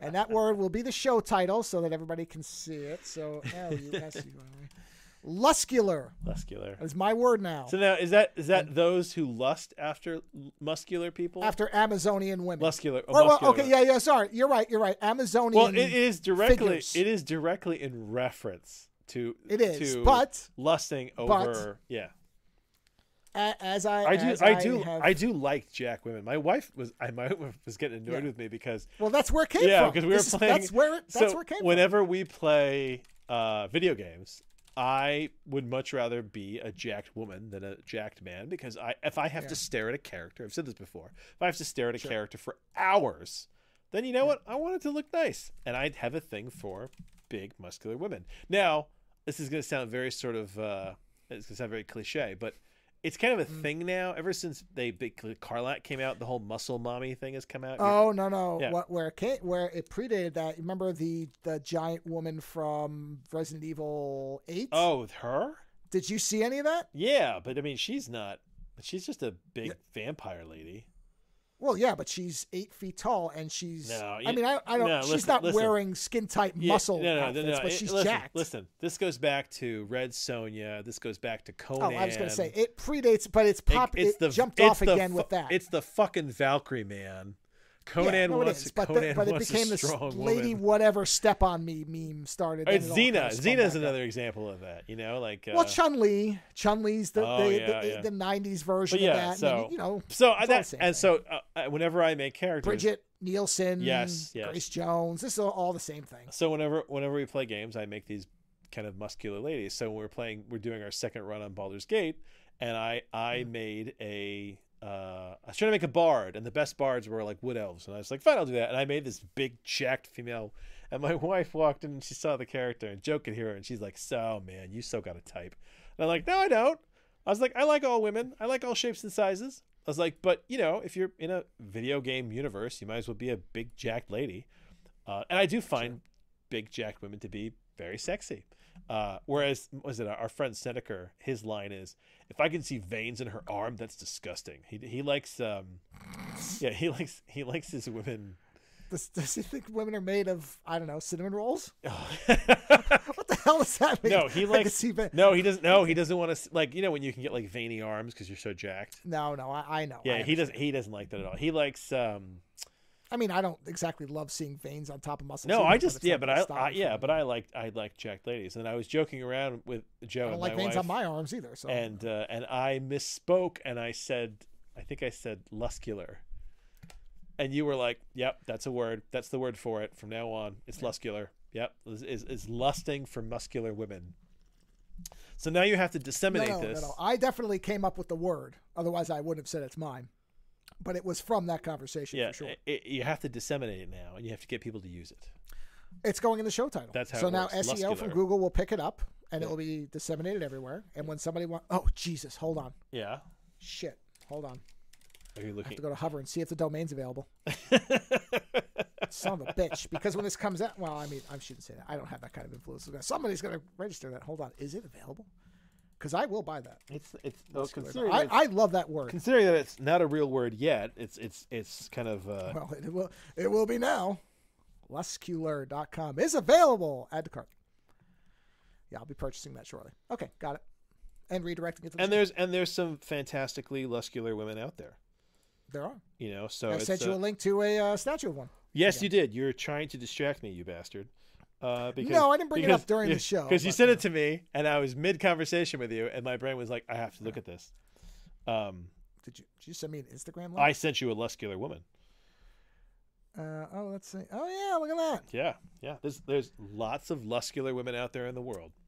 I meant to send it's a bit of a heyday for myself. It's all out there. But yes, so this is Joe's word. He wants it to get out there. So, if you... know somebody who has a lust for muscular women, or you yourself are one of the anointed, use that word. Yeah, use it. It's great. It's even though it is not a real word, as you said, it sounds right. It looks right. That's the thing. Is, it looks like it should be some kind of Latin. It looks like the word for what it should be. A lot of times, you can come up with words all the time and they don't quite translate. But if I were to type that to somebody, I think my wife's working. She's like cooking stuff, so I won't bother her. But I would bet if I showed her that and asked her what she thought it meant, Luscular. then she'd get pretty close. Well, I would imagine that would mean lusting for muscular people. Yeah, and that's close enough. I mean, like I said, it's what is it? Onomatopoetically correct. Onomatopoeia. Is it onomatopoeia? When it sounds like like what it that is. was in The West Wing at one point. I don't know if you've gotten to that episode, so I remembered that because what's his face is in it. Well, you would know because you would recognize the actor. He was the guy in Deadwood who ran the bar. What's the guy's name? Yeah. Swearinger. Yeah, Swearinger's playing a Russian, so be ready for that if it hasn't happened. What's it? Ian McShane. There you go. Yes. Ian McShane. Yeah, he shows up and he uses the word onomatopoeia because he's playing a Russian who could barely speak English. Yeah. So. Oh, there you go. But like I said, you would if it had happened, you would have. And I think the other thing too about that I appreciate about muscular women is that it takes work to get jacked like that. Like even if you take steroids, that's the other thing. I always explain to people, even if you take you could steroids, take the words like that off. It takes work to get jacked. Yeah, what I'm saying, even if you take steroids, it's not like you take steroids because this is a myth that a lot of people have. And your muscles that just pop you out. wake up one day and you're like, oh my God, I'm fucking jacked now. It's like no. You still have to go to the gym. You still have to do the hard work. It just makes it easier. But it doesn't make it takes easy. down some of the hurdles. You still have to run the track. Yeah. Oh, did you read about the steroid Olympics that they're trying to organize? I'm all for it.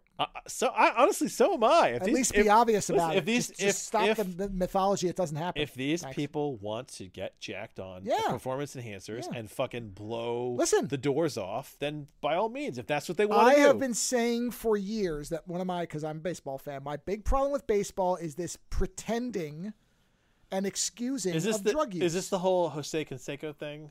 Where like suddenly he got jacked. It's not, he was huge. Okay. There's a number of guys, Barry Bonds too, whose head size was three times what it was when he started. Let's give me a fucking break. And they're like, well, fuck you. It wasn't proven. Look at him. Stop it. Anyway, and look at him now, where his head has suddenly magically come down 3 sizes. I mean, you shrink when you get older. You don't shrink that quick in that short of time. You just do not unless you're being enhanced. But my point is, either say that there are actual consequences for drug use and enforce them in a big way, meaning you can't do it because right now they pussyfoot around it in suspensions. There are consequences say it's legal to your health. Well, no, but these people don't care about that though. I'm talking about their professional careers. I know, but what I'm saying is there is consequence. It will. It does hurt you. Yeah, but within your professional career, either make the consequences real, where they affect your money and your ability to play, or this is why, say we don't care and let everybody juice up and say the hell with it. Yeah, this is why I was always... Now, first off, I wouldn't know where to get steroids. Let's be like that. I've never been that type to go, hunting for drugs or something like that. So I wouldn't even know where to take steroids.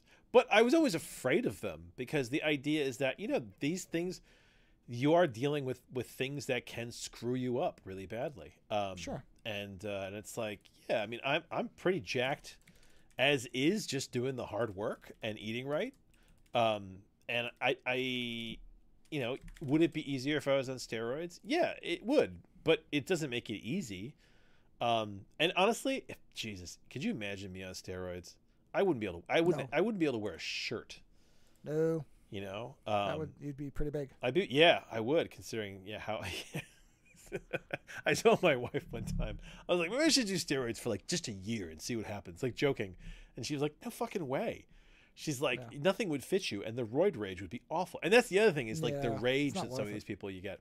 I know people who've done steroids and personality wise, it did not do them any favors.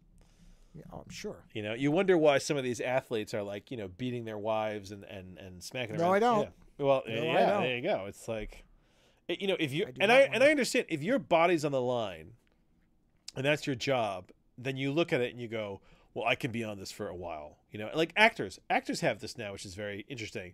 Which is that Disney, Marvel is sitting there going, no, you need to look superhuman, and you're sitting there going, I'm not going to get this acting job that may change my life if I can't look like a superhero. Yeah. Right. So what are you going to do? You going to take the roids, or are you going to, go do what was this? Samuel? Is it Samuel Goldwyn? They do a lot of art movies. I'm trying to think. Or A38. They're the ones that do a lot of. A24. A24. Are you going to just keep doing some low budget A24 movies? And there's a lot of people that are sitting there going, no, you know what? I want that big paycheck. I'll just do it for a while.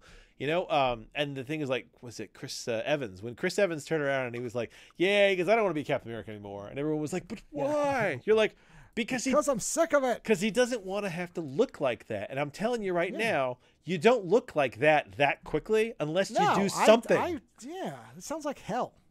Yeah, and you can't... Especially when you've already locked it in. You've done the best movies you're probably going to do as that character, and you're getting older. Listen, you did it. It's done. The only reason that Hugh Jackman is going to do Wolverine for Ryan Reynolds, other than the fact that they're friends, is because Ryan Reynolds was like, you don't need to train. Look like whatever the fuck you want, We'll put you in the fucking suit. Just get big arms, and you're good to go. Or just, kind of be big, and we'll play it off. Who cares? Yeah. Yeah, exactly. You're not going to look like you did in the Wolverine. It'll never happen again. But what's hilarious is you look at him when he did the first X-Men movie and he's shirtless and he's just kind of like, he's muscular, but he's lanky. He's natural. And you know what the stupid part is? Yeah. It's not like Wolverine looked like that in the Wolverine. He always looked like he had muscles, but not like he was ripped. No, he looked like he was. That's not He looked like he could put his fist through your fucking chest. That's what he looked like. But he looked like a Canadian trucker who just happened to be muscled underneath. He did. And that's always that's my picture of Wolverine is not a ripped dude. My picture of Wolverine is a dangerous short guy. Yeah. What's funny about this is that this is like the period that we're going through now, right? But remember, by today's standards, what's her name? Blonde. Thank you. Blonde. Sorry, my brain was like Drew Barrymore. No, like she slept. She was Jennifer. No, she slept with Kennedy. She slept with Kennedy. What's her name? She was the blonde bombshell. Oh, Marilyn Monroe. Yes, sorry. Marilyn Monroe. Marilyn Monroe, by today's standards, is fat. If Marilyn Monroe was running around today in Hollywood, they'd be like, oh, you're a bit too hefty for these roles. And you're like, Marilyn Monroe is fucking gorgeous. But, she was a curvaceous lady. Beauty standards change for men and women. And right now we're going through this phase where they want the men to look like superheroes and the women to be waifs. I was horrified when I watched Captain Marvel and how skinny they have her in that movie. Like, she looks like it doesn't look good. It's kind of scary how skinny she is. It's disturbing.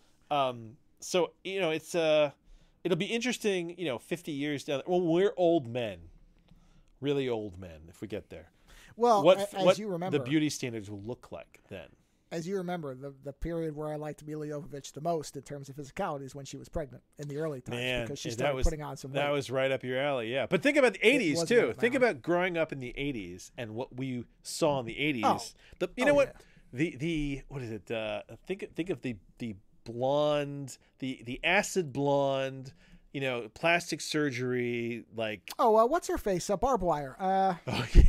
Yeah. Pamela Anderson. Yeah. Pamela Anderson. Yeah. That's it. Right there. Like that. Which never made any sense to me. Yeah. I didn't know how she stayed upright. But that's because, like I said, for me, it goes back to Valkyries and Conan. You know what I mean? Where you're like, right. Yeah. That's why I like Molly so much in what do you call it? In a Neuromancer. I like a woman that can kick my ass, So, yeah. I'd be curious to see, like I said, what beauty standards, where it goes after this. Because, I mean,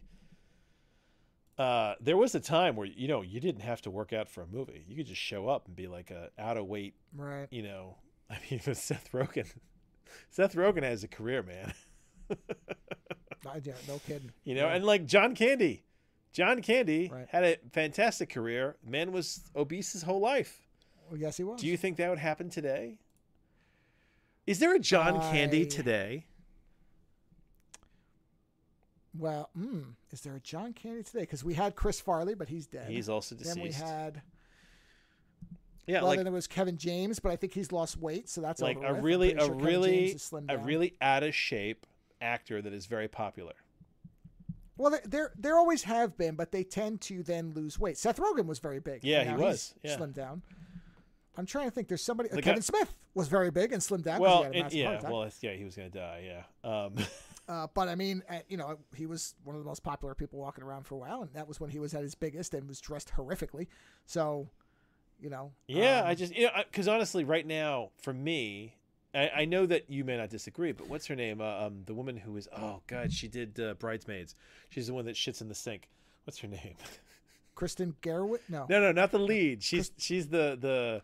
Oh, you mean not Michelle. What's her? It's like double M's, isn't it? Yeah.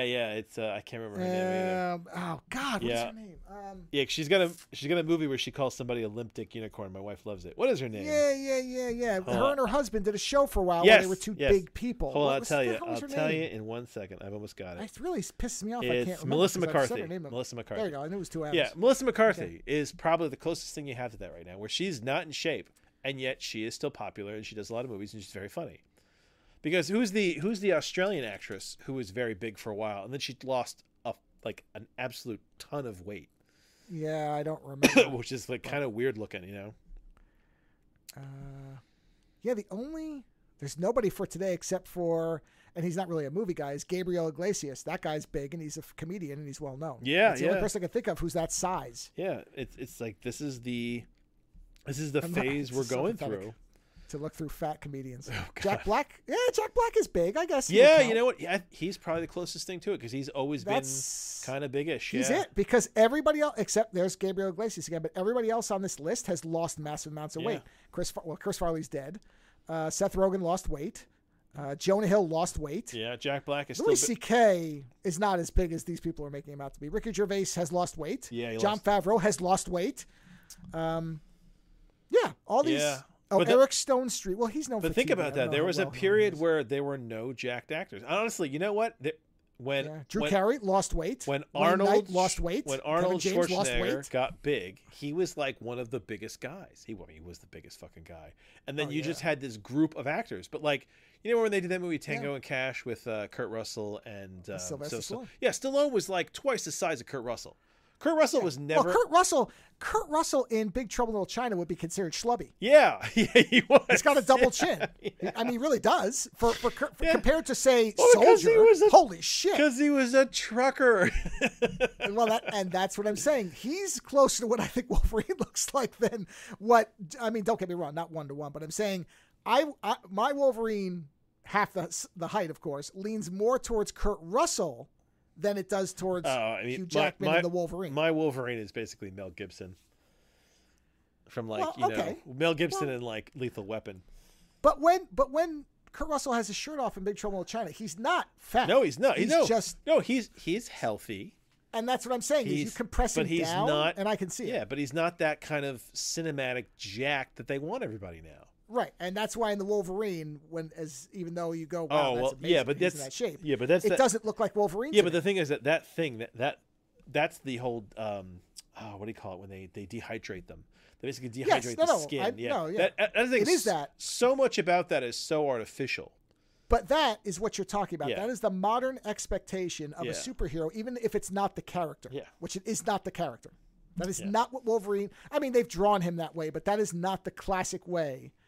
When you see Wolverine with his shirt off in the older comics, he's not rocking a six-pack like that. And what's really funny is even when you go back to the 80s comics where they had a lot of really athletic females in skin-tight superhero costumes, none of them are properly jacked. They are fit, but even then they were like, well, we want our women to have giant boobs and be feminine, even though they're badasses. And you're like, yeah, but wouldn't she be more jacked than that? No, shush your tongue. Yeah, I'm looking at one of John Byrne's illustrations of Wolverine. She-Hulk is the closest thing you get to that. She-Hulk is probably the most anatomically correct. Here's she Weapon has X. a gigantic chest as well. Weapon X, where he's nude. Yeah, he is not ripped. No, he's muscled. not. No, he's not ripped. Lanky. And that's what I'm saying. He's lanky and toned. Yes. Yep. And that's the thing is that is what I mean. It's weird, but that's kind of what male actors used to look like in these movies. Yes. John Wayne. Trying to think, Lee Marvin. The non-Banderases of the 13th Warrior largely look like normal guys as big, far as tall guys. They're big, tall, thick guys. Broad shoulders, look like they can handle themselves, but not ridiculously like. But you can't take a piece of tracing paper and do dry rubs of their abs and have it come out looking symmetrical, is what I'm saying. You know what I mean? That's not happening. Dry rubs. So, it's not like in, what do you call it, The Last Crusade, where he does the rubbing of the fucking tablet. And you can't do that with those guys. Look at this. Holy shit. Yeah.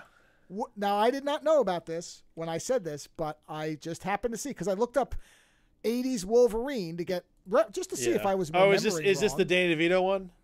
No. It's that. Hold on. You see, I'm not the only one who thought, Big Trouble Kurt Russell doesn't exactly look wrong for Wolverine of the 80s. You've seen the Danny DeVito Wolverine thing. I have, and it's hysterical. And awesome. In a parody movie, perfection. Like a joke movie, it'd be great. Yes, but Kurt Russell. But that's what I'm saying. Kurt Russell's still too tall. No, I. You know what? You know the general. You know what I want at this point? Oh, what's his name? Yeah. I forgot his name Puck? now. Puck. No. The guy who plays Tyrion Lannister. Dinklage. I want Peter Dinklage. I want Peter Dinklage to play Wolverine. Let's just go straight for it. He's an amazing actor. He has a good rage face. Give it to Dinklage. Honestly, they could do it really easily with him by doing the whole Quicksilver thing from the Ultimates, where Wolverine goes into Berserker Rage and you just don't see what's going on. The guy's cut into 4 pieces and he's standing there. And I want Dinklage to have a hallway scene where he walks down the room with the claws and just rips everyone to pieces. I'm fine with that too. Man, you know what? Yeah. I didn't realize I wanted that as much till I said it. Man, I really do want Dinklage as Wolverine. No. I don't think he'd do it. Hold on. No. Hold on. If I've thought it, somebody must have done it. Hold on. I'm sure somebody. Yes, of course they have. He was already in the movie as we busily type. Yes. Yeah. Dinklage Wolverine. There it is. Dinklage Wolverine. There you go. It's not the best. You know what? Listen. Image I've seen, but it's all right. It's not just me. No, it's not just you. That's fantastic. All right. Yeah. Yeah. So it'll be interesting to see what the beauty standards become in the next 20 years. Yeah. Of what suddenly is beautiful, what men look like. I mean, we're already moving away from like the superhero movies a little bit. So seems like it. What happens to the physique? Will we need everyone to be? Will we need them all? I mean, what's funny is my wife actually says to me she's happy that the whole Marvel thing happened, because she was like, you know what? Women were held to such a beauty standard for so long. She was like, it's high time that men were held to a beauty standard. Because I don't disagree. Yeah, makes sense. So it's it'll be interesting to see where it goes, because I mean right now, if you want to do a Marvel movie, it doesn't matter if you're like, the only person in a Marvel superhero movie who gets away from it is Peter Parker's friend. Oh yeah, he's the only one. Hobie? What's I think it's Hobie. Yeah, is the only one who gets away with it. Everybody else has to be in good physical condition, great physical condition. You can't be any character in a Marvel movie at this point otherwise and not be. I mean, even fucking except Professor X and Magneto. I mean, don't get me wrong; they weren't in bad shape, but they certainly weren't. You didn't see Ian McKellen take his shirt off. No, but those were Fox. That was before. Yeah, well, that's well, they did technically show up in Multitude of Madness. But at that point, those are great. And the Wolverine was still Fox, so let's not pretend they weren't doing it. Come on. Yeah, but that was. What I'm saying is Marvel. Everything in Marvel has to be that way now. They knew that bringing. You're not going to make Patrick Stewart get jacked to be in a wheelchair. Actually, no. They had Helmsworth stayed as Fat Thor for a while. Yeah, and they wanted to get rid of that. That was one of the interesting things. And he fought against it. They wanted him, the second he got the 2 hammers, they wanted to click those things and suddenly be super fit. And he was like, no. Right. No. He's like, that doesn't work. And honestly, I love Fat Thor. My sister was I think she was, when someone gives you like an offensive compliment. Yeah. My sister at one point told me that she called you Chunky Thor. She said she saw the movie and that Thor looked like me. And I was like, wait a minute, did you just call me Fat Thor? And she was like, yeah, kind of. And I was like, well, it's weird because it's like kind of a backhanded compliment, because you're like, it is, because you're like, chest down. there's a big gut, but chest up. I mean, you're a god of thunder. You're in good shape. Yeah. Yeah. So on balance, it's still good, but it's not 100%. Listen, I'd rather be Fat Thor than John Candy. Sure. All right. Yeah. I mean, yeah. Although, listen, John Candy is Fat Thor. That'd be fantastic too. John Candy is anything. John Candy was hysterical. So yeah, exactly. Yeah. Sometimes. Yeah, you wonder if actors like that would even happen today. It's hard to say. It's a completely different world. So it's so different. Yeah, I don't know. So it's hard to say. We'll see. What have you got for me? Well, I have something weird. Ooh, like weird. I mean, not weird as terms of it's what it is, but weird as in it's a movie that isn't bad, but isn't well made, and is very, very ripe for remake approach. Mostly because it's way too long. It should be 80 minutes, and at least the cut I watched, there are 3 different ones, was an hour and 50. And what is this called? It's from 1977. It's a German TV film called Operation Ganymede. But you have to leave the E off because I think in German you don't put Ganymede with an E on the end. So I guess Ganymed, even though they say Ganymede. And I read the premise of it, and I thought it was interesting, which was some space shuttle guys go off for a very long-term mission, come back. Launch to Jupiter. Launch to Jupiter. Yeah. And when they come back, they can't tell what's happened, but they're getting no response from Earth, and they think maybe a nuclear war has happened. Yeah.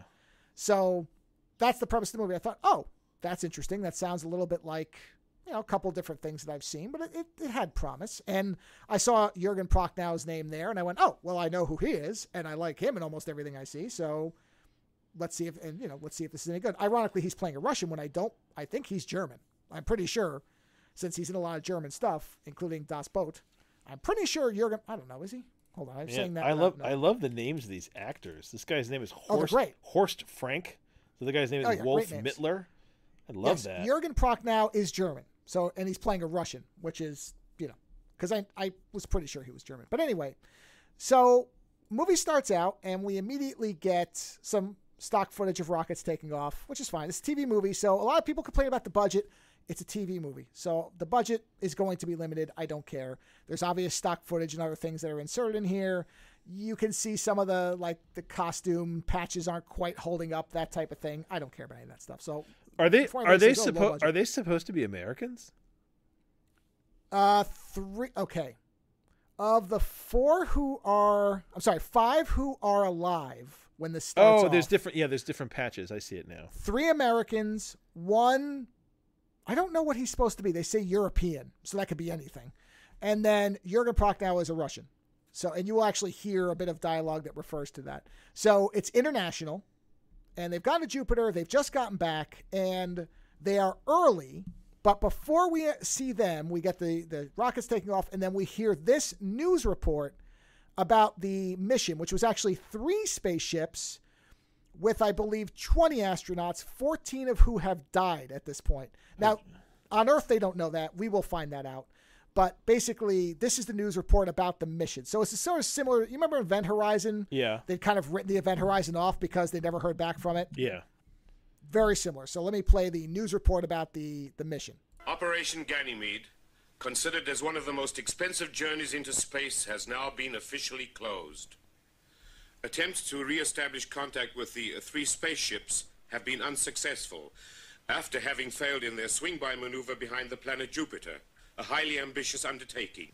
The United States agency NASA, as well as the Soviet contact space stations, have abandoned the project. There has been no sign of life from any of the spacecraft for the last 6 months. The return of the 3 7-man spaceships, 21 astronauts, who were to have carried out a manned landing on Jupiter, Operation Ganymede, has been expected to return in 2.5 years. The General Assembly of the United Nations, under whose patronage of which this international mission for peace, friendship, and understanding among the nations had been conducted, rose to their feet at the beginning of today's session in memory of the missing space pioneers, before returning to the day's agenda. The United States Congress has stated that all future funding for space efforts has been discontinued for now. Now, immediately after that, so it was 21, not 20. And immediately after that, we then cut to the one shuttle that's still alive, that has made the Jupiter round-trip maneuver. But I didn't capture all this, or it would be, an hour and a half long. But they are referencing the fact that they lost communication for longer than they thought, but, they were sort of expecting some of that. So they, as far as they know, they don't have any idea what's going on. They've got no transmission saying we've written you off, nothing. They're talking about the fact that they didn't get the communications they thought, but they don't realize that the mission has been cut off. So they're preparing to re-enter, to meet up. At first, they're trying to meet up with, I think, a shuttle. The way they're talking about it is that they're supposed to be docking with a shuttle, and then they'll come down the shuttle. And so the first about 30 minutes, literally, of the movie is all the prep for the docking thing, and where they're not getting communication, and the commander is, throughout most of it, staying very stoic and in command. And he's like, no, because they're like, well, why aren't we hearing anything? Why aren't we getting a radar ping? All blah, blah, blah, blah. He's like, don't worry about it. We're back earlier than we thought. They may not be in position yet. These things happen. You have to understand that missions are variable. He is sticking with, he does not think there's anything off about this. He thinks that the people are kind of panicking, especially the one guy who's the exobiologist. And you figure out later, clumsily, but you figure it out, is really who the movie is centered on, is this one guy who clearly should not be there. He is not cut out to be an astronaut. They show multiple flashbacks of this guy going through testing and failing and all the rest of it, but nobody's as smart as him, so they basically kind of just make him go, or they kind of pass him through. But again, it's just not a well-made movie, but it's a really interesting premise, and it's not a bad movie. It's just not made as well as it should have been. And some of it is in the editing, some of it in the storytelling, there's little bits here and there. But that's one of the things you figure out, is that this guy is, because at one point you'll hear the commander reference him as, I thought he was the neurotic guy on the team, because he keeps panicking about everything. And the commander's like, don't worry about it. This is what happens in space flight. Not everything is going to go by what the book says. So a lot of people have complained that it shouldn't be 30 minutes of this. I'm sort of on the fence about it. I actually don't mind how long they spend on them doing all their stuff to come back, because they're sprinkling in the little things that aren't right, but doing it subtly. So that, because obviously if they showed up and the planet was missing, we're in trouble. That's like an instant thing. But they're building it up slowly as all these tiny little things like, we didn't get a radar return. It's like, well, the radar may not be functioning correctly. We're in a spacecraft that's endured a lot. Some systems have already failed. These are little things. Don't worry about it. We have visual ways of telling things. We know where the planet is. We can see it. So they're putting all these little things in that will add up to something, but they're not just hitting you with it in one shot. So I don't mind it. Could it have been cut down by 10 minutes? Sure. This whole movie, each section could have been cut down by 10 minutes. So I wouldn't be opposed to cutting it, but I don't mind that first segment as much, because it does set up how wrong things will go later by how much they're just going through their check marks. That's what spaceflight is. You're going through check marks, getting ready. You have to follow the script, until you really know something's wrong. So I don't mind it. But there is a point at the end of this where everything is prepped, and now what they have to do is contact the shuttle so that they can dock with it and then go back to the surface. And so the commander and Prochnow, who's playing the Russian, are each trying to get a hold of one of their space agencies, NASA on the American side, and I don't remember what, you'll hear him say it, but I don't know what the lettering is for the Russian side. And this is the point where now, when they're really getting no response and can't find anybody, you start to hear the commander lose it a bit, because there's not a reasonable explanation anymore. So I'm going to play this of the two of them contacting. You'll hear the commander start to kind of he actually just gets angry. He's not even panicking. He gets angry at the fact that nobody's there to welcome him. So let me play this. Ganymede 2 to Capcom. Ganymede 2 to Capcom. Position as planned. We're in Earth's orbit. GSS above Central Africa. Ganymede 2, wie Sie weit gelingen. Ganymede 2, wie Sie weit gelingen. Position per plan. Zemljaya Arbeit, DLS Norderfritzen. Energy and oxygen reserves 20 hours. No contact with L1. Repeat. No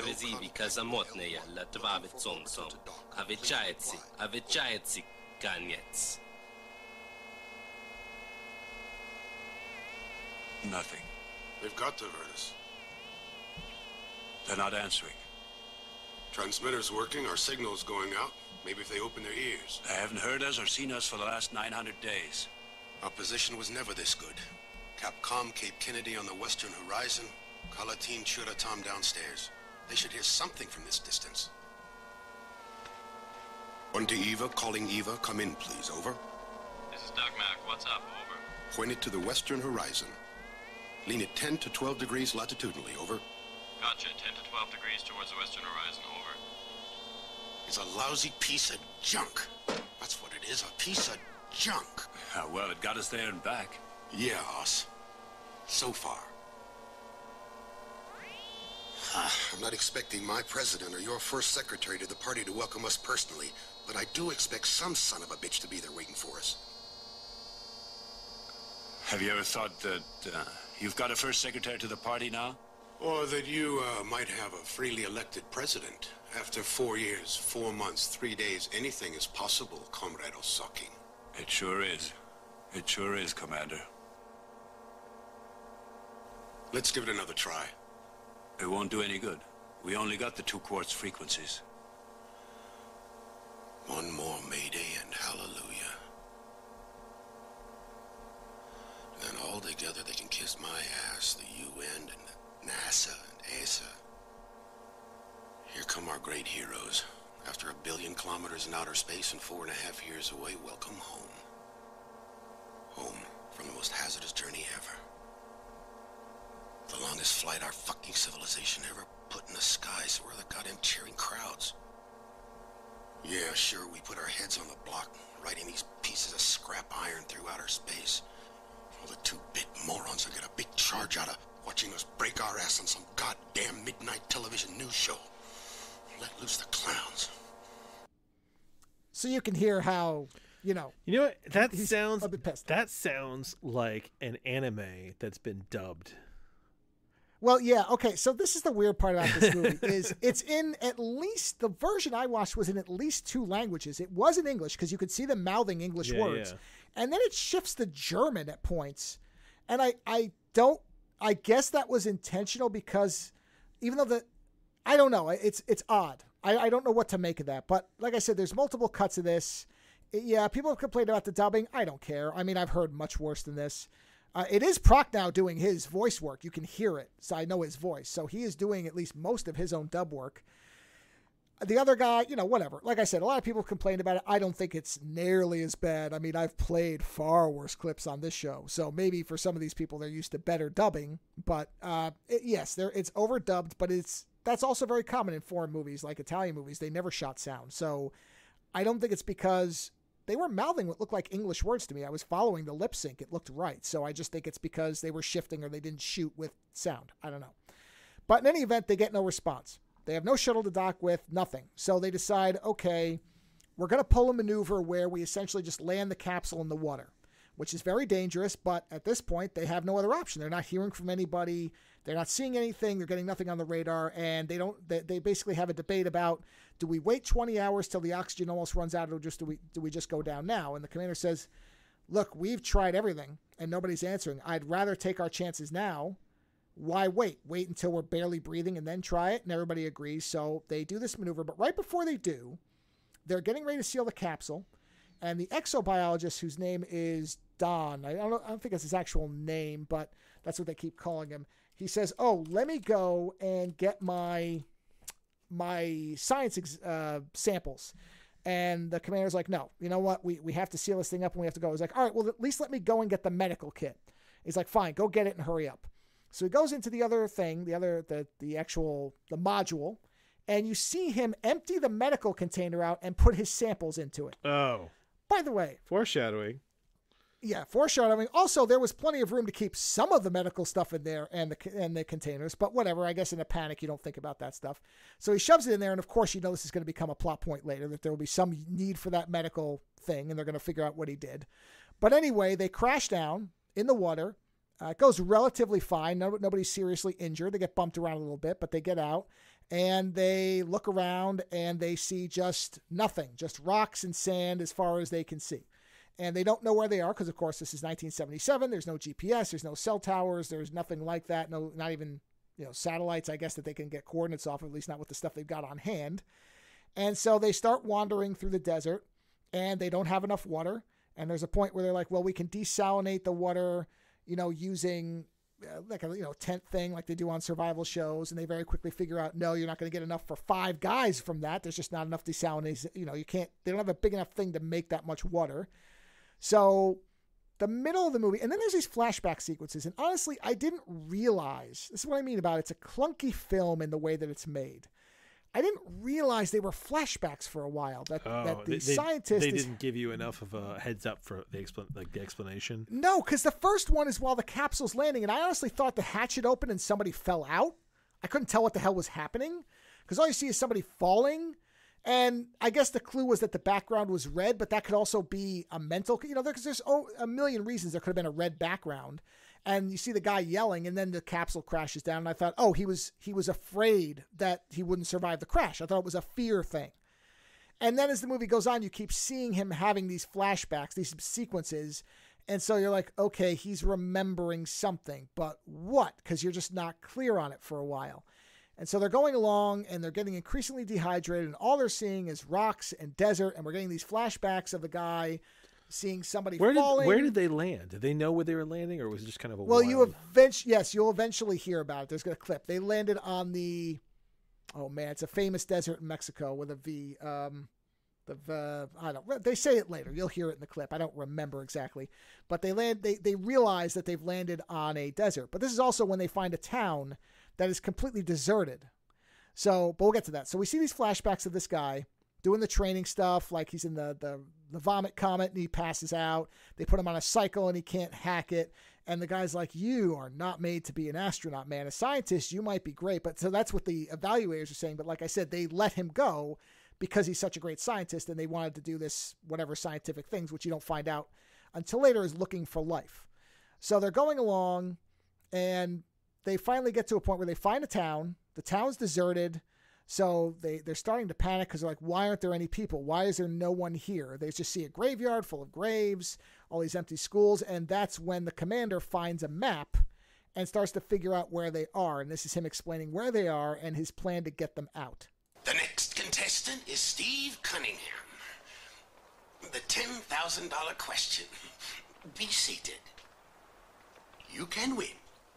Yes, you can win a trip to Jupiter on Ganymede 2.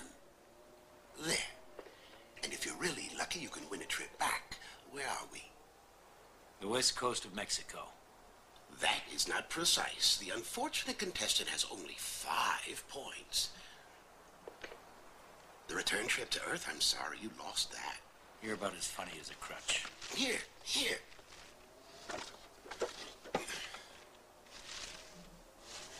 Here, where hundreds upon hundreds of little children's filthy fingers have been, here. Of all the lousy places in this planet to land, we had to pick here. The Vizcaíno Desert. So where are all the children with their filthy fingers?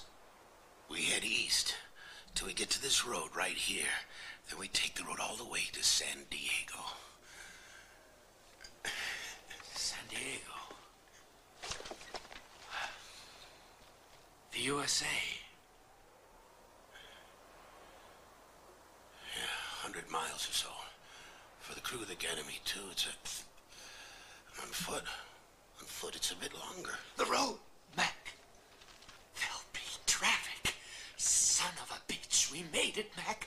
We made it. The road to San Diego. Water! I found water! Water! I found water! He's telling the truth. I'll forgive him everything. Water! Come on, it's over here! Come on! Now, I didn't edit that bad cut from one thing to another. That's just the movie. So there are some editing problems. It sounds like an anime, man. Like the way they talk and it sounds like, yeah. Oh, yeah. I mean, it is a low-budget German TV movie. So, yes, it's overdubbed, not perhaps in what we might be used to on Hollywood standards, for sure. So, the guy says he found water, as you heard at the end of that clip. That's the scientist. And they go over and they find a well. And they bring a bucket up from the well, and it looks like water that had been in a toilet for 30 years that you would not want to touch. And the commander says, yeah, this doesn't smell right, but that's okay. We have purification tablets in the medical kit. Oh, the medical kit. Yay. Yeah, we're about to die from dehydration, so it's a good thing that we brought... You know what, Don? You were smart grabbing that medical kit. I almost stopped you, but Thank God you did, because now we got those desound or those whatever iodine tablets or whoever the hell knows. Why don't you get those out for us, buddy? And he's like, and starts to run. And they tackle him, and they open up the thing, and sure enough, they find the medical samples. And they say, really, you got rid of all of our medicine for these. Now, I thought they were going to break them right there. They don't. They make him drink the water, which is horrifying because you know what's in that or what could be in that. And he, of course, throws up. Yeah. And then they basically are like, all right, we're leaving. And they leave him behind because death sentence. Yeah. Yeah, it's a pretty brutal. But, I mean, I don't blame them. They're on the edge of death. So, and this guy has lied to him the whole time. And so after they leave. So did he tell them that the medical kit was there? The whole time. Well, he said, "I'm going back for the medical kit." He's been holding it the whole time. Oh, so he told. Oh, I thought he said he was going back for his medical samples. No, he said so he lied kit. From the start. Oh, yes, because he said, "I want to go get the samples," and they said no. And he said, "Well, at least let me get the medical kit." And they said yes. And that's when he dumped everything out terrible. And shoved them in there. Yes. So you understand why I'm surprised they didn't kill him right there. No, I get it now. Yeah. So they leave him and they go on, and then we see him have this long flashback sequence, which I will agree is way too long. Again, that's the biggest problem with this movie. And now we start to see sequences that line up with the images we saw earlier. So now it makes sense. And so they're on Jupiter. They're doing a mission, and the scientist, Don, says to the commander, I want to go check out this crater that we saw. There was liquid there. I'm pretty sure I saw liquid. And if there's liquid, there could be life. And the commander says, okay, when we finish what we're doing here, take 2 guys, go out there. You got 4 hours because it takes you 2 hours to get there and get back or whatever, your oxygen supply. That's all we allow. But go ahead and check. It won't impact the mission. Go ahead and do it. So the scientist takes 2 guys. They drive the rover out. They find this crater, and they see that there is, in fact, what looks like liquid there. And so the guy says, I want to get samples, but they realize that they're on the edge of a cliff. And so they don't know what they're going to do. And this is them deciding whether they're going to send somebody down or not because it's dangerous. So this is the discussion. It's important to listen to this because there's 3 guys. There's a scientist. There's a guy named Chooch, who is the one who's reluctant about doing it. And then I think Josh is the name of the guy who actually goes down. But importantly, because in a movie like this, what you would normally hear is the scientist was like pressuring them saying, oh, can you go down there? It's really important, whatever. Like that's the setup for something like this. Mm-hmm. And he was, importantly, the commander said, all right, if you're going to do this, you are responsible for the men as part of this. This is something you want to do, so I'm putting you in charge. So that's important to know before we play the clip, and then I'll talk about it after. Yeah, there it is. What a picture. That's water? Almost impossible, I know. In liquid form. It's 74 below up here. What is it then? It's boiling like a volcano. It only looks like it. Probably methane and ammonia. How do we get down there? We don't. Too far. Our rope ladders are too short. No problem. I'll hook up the winch line and you can lower me down. Nice and easy. Wait, Josh. We'd better tell Mac first. He might have other ideas. I don't believe what I'm hearing. You want to go down there? Not particularly. I'm an exobiologist, not a mountain climber. If we find amino acids, nucleic acids, ATP, then the entire mission will have been worth it. I don't know. 14 men are already dead. Josh here. Hi, fellas. Hey, it's a cinch. Just hook me up to that tow line. I can go from ledge to ledge as you let me down. No, I don't like it. I think we'd better call Mac. Wait. Why do you want to call him? He's the commander. He made me responsible. Call him, he'll order us back. My plans don't fit his program. It's not his program, it's the mission's program. We're not supposed to make it up as we go along. We've been gone for 2 hours. We'll need 2 hours to get back. If we stand around here talking for 2 hours, that'll be the end of our oxygen supply. And Mac will never okay a second trip. I have no proof of whatever that is down there. The line's long enough. I'm going down. In 10 minutes, we'll know for sure. Okay? Okay. So importantly, the guy Josh is not. I understand now what you mean by the whole idea. There's things that could have been edited. It's almost like they wanted to make a really big technical film about it. Yeah. I shortened that sequence quite a bit. Yeah, a lot of these I've cut gaps out. The thing is, though, that's important because there are little things that the movie does that are against what I expected. Because I thought, okay, nobody's going to want to go down and the scientist is going to make a big deal about it and basically pressure somebody into it or whatever. But the guy immediately says, I'll go down.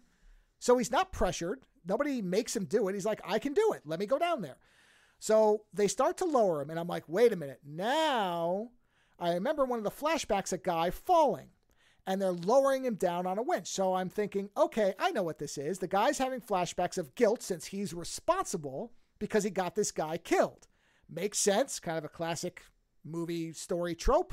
So I'm like, okay, I know. And they take a long time showing this guy going down. And at multiple points, he says, the edges are really sharp. Make sure you don't lower me too fast so I can make sure I keep the line, clear.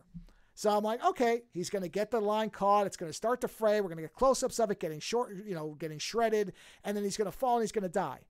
But then I thought, but the guy grabbed samples. So somebody had to get the samples. So did somebody else go down? Or was he lying about having samples at all? Is this a delusional thing that he's cracked up with space madness? Because now I'm thinking in like 3 different directions. Space madness. Yeah, right, exactly. So I'm really kind of trying to figure out. I'm actually legitimately not sure where this movie is going at this point.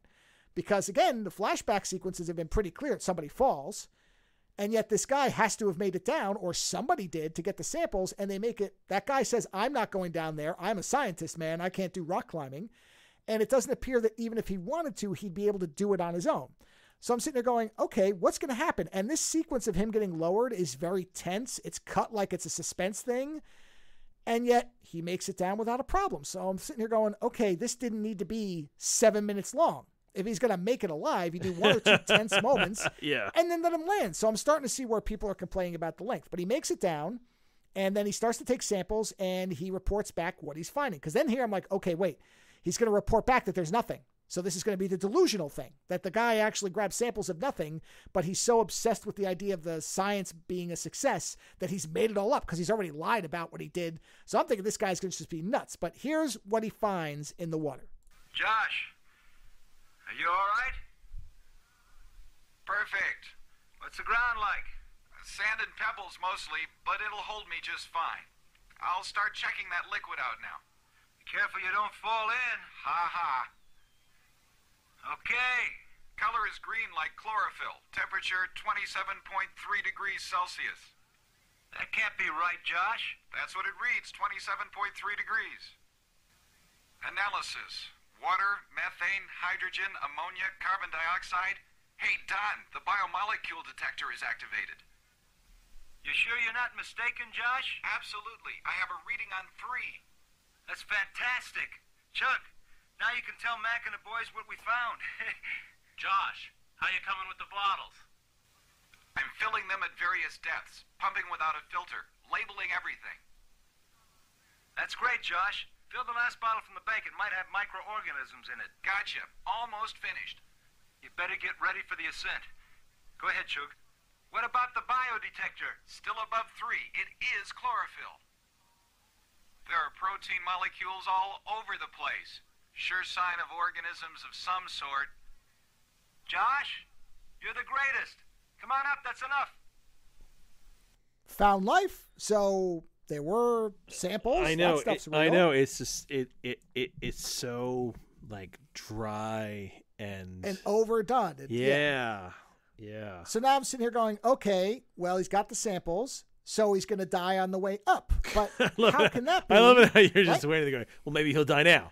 Maybe he'll die now. because the movie's showing us. So I'm sitting here going, the movie hasn't been inept in its story. I mean, it hasn't been that bad. It's just been clumsy. So somebody has to die. So then he says, all right, I'm going to send the samples up before I come up. And I'm like, okay, that's how the samples got there, because they send those up first on their own, and then they're going to bring him. So I'm like, okay, now it makes sense. That's how he got the samples, and the guy dies. Got it. So the guy comes up and he keeps making these comments. Oh, be careful. The edges of this are like glass. He says something, literally, the edges of these whatevers are like glass. So I'm sitting there going, got it. Okay, you've telegraphed it. Let's get to it because we have to get somewhere here. So he comes up and he says, wait, stop. And I'm like, aha, here it is. But no, the edge of the thing has cut his pressure line, so he's depressurizing. So he grabs the pipe or the thing and he stops it. And then the winch guy says, I'll go down and get him. You handle the winch to the scientist. So I'm sitting there going, okay. So one of them dies and the other one depressurizes. Again, now I'm trying to figure out what's happening. So the guy goes down and what happens is then the line cuts and the two of them fall. So we only saw one, but both of them fall and they don't die because they hit the rocks. They go into whatever the liquid is and drown instantly. So, okay, got it. That whole sequence was like 20 minutes. That whole sequence could have been 5. Okay. So now we cut back to the present, and they get to the road. Then he catches up with them because they stop to rest, and then he suddenly shows up, and they're like, wow, that's incredible. We thought you were going to die back there. But they've kind of softened a bit on him because we're like, well, we're all going to die anyway, so what's the point in holding a grudge? So they get to the road, and they're all thrilled because they find the road, and then they realize that the road is full of sand and dirt and it is completely desolate. And so they're like, why is the road, why is everything? And they find a plane, and the plane is basically like a bombed out plane. It's not bombed out, but it's just rusting and rotted out. And they're like, why is this like this? And now their skin's all dry and it's cracking and it's red. And so Jürgen Prochnow decides to, perhaps very stupidly, voice, because don't forget, still Cold War times, decides to voice a theory on why everything is looks the way it does and why their skin's all messed up. When we get to the border, things will be a lot different. We'll see a lot of people. Yeah, sure we will. Maybe. Why do you say that? What are you thinking? Everything's deserted. Towns, roads, people are all gone. So what are you getting at? Skin's burned. Look. Red blisters. Why? Because of the sun, idiot. That's why. What else could it be? Possibly. What else could it be? I don't know. But you got an idea. You can call it that. We were mostly in the shade, protected, during the day. But it's going to get worse. Nothing but artificial light for 4 years. We're moving north. We're getting closer to the border. And it'll get worse. Fallout. Radioactivity, huh? Is that what you're thinking? Why not? I don't know. But you think it is? I can't prove it. Yeah. Is there or isn't there radiation? Next to be getting us all hysterical. God, what a thought. But from where? A burned out reactor somewhere. In San Diego. Or somewhere else in California. It's a crazy idea. We should be wearing our protective clothing. But of course, it would be too late for that. You mean we're wandering merrily across radioactive country? That's what you mean, isn't it? So predictably, one of the other Americans says, you commie bastards, you must have nuked the country, you started a war, blah, blah, blah, and kills him. Yeah, so basically beats him to death, at which point the commander takes a flare gun, shoots him in the chest with it, and then shoots him in the face with it to kill him because he killed the other guy. Yeah. So now we're down to the commander, the exobiologist, and one other guy. And they are at this point severely dehydrated. They haven't eaten. And so the next night we see that the commander and the scientist are kind of looking around for any signs of life. And they come back and they find the third guy eating the body of one of the two dead guys. At which point he basically, because they caught him, runs off into the night. and they fall asleep and they'll pass out more like. And then the next day they find him dead in the sand. And so it's just the two of them. And so they're wandering along, and the commander is basically dying and says, I hope you find somebody, go find them, dies. And now we're down to just the scientist. And we see him stumbling along. He's still got his medical samples. He stumbles along, and then he comes over the hill and sees something, at which point it then cuts to a press conference. And I'm going to let you listen to this because God. I wasn't really sure what I was supposed to be taking from this, because the movie, you heard in that opening when the commander lost his temper and was saying a thing about, they're happy to let us do all this stuff for them. There's all these little undercurrents of political commentary. So, and I thought of those Polish films I watched that were kind of metaphors. So when this press conference happened, I wasn't sure what I was supposed to be taking of what the reporters are asking this guy. So I'm just going to play this. Go ahead, Don, baby. We're with you, Donnie. Yeah, tell us the story.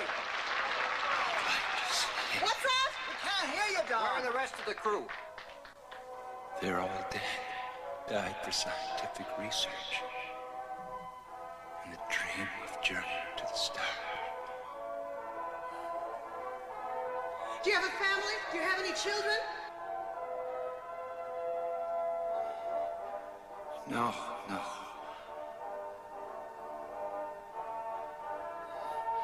Life exists everywhere, apparently. It's part of a universal plan.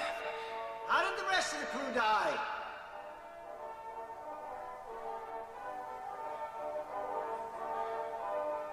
Hideously.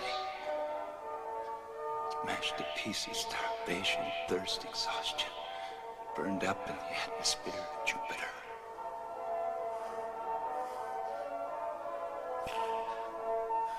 But life is nothing unusual. What was the greatest moment of the mission?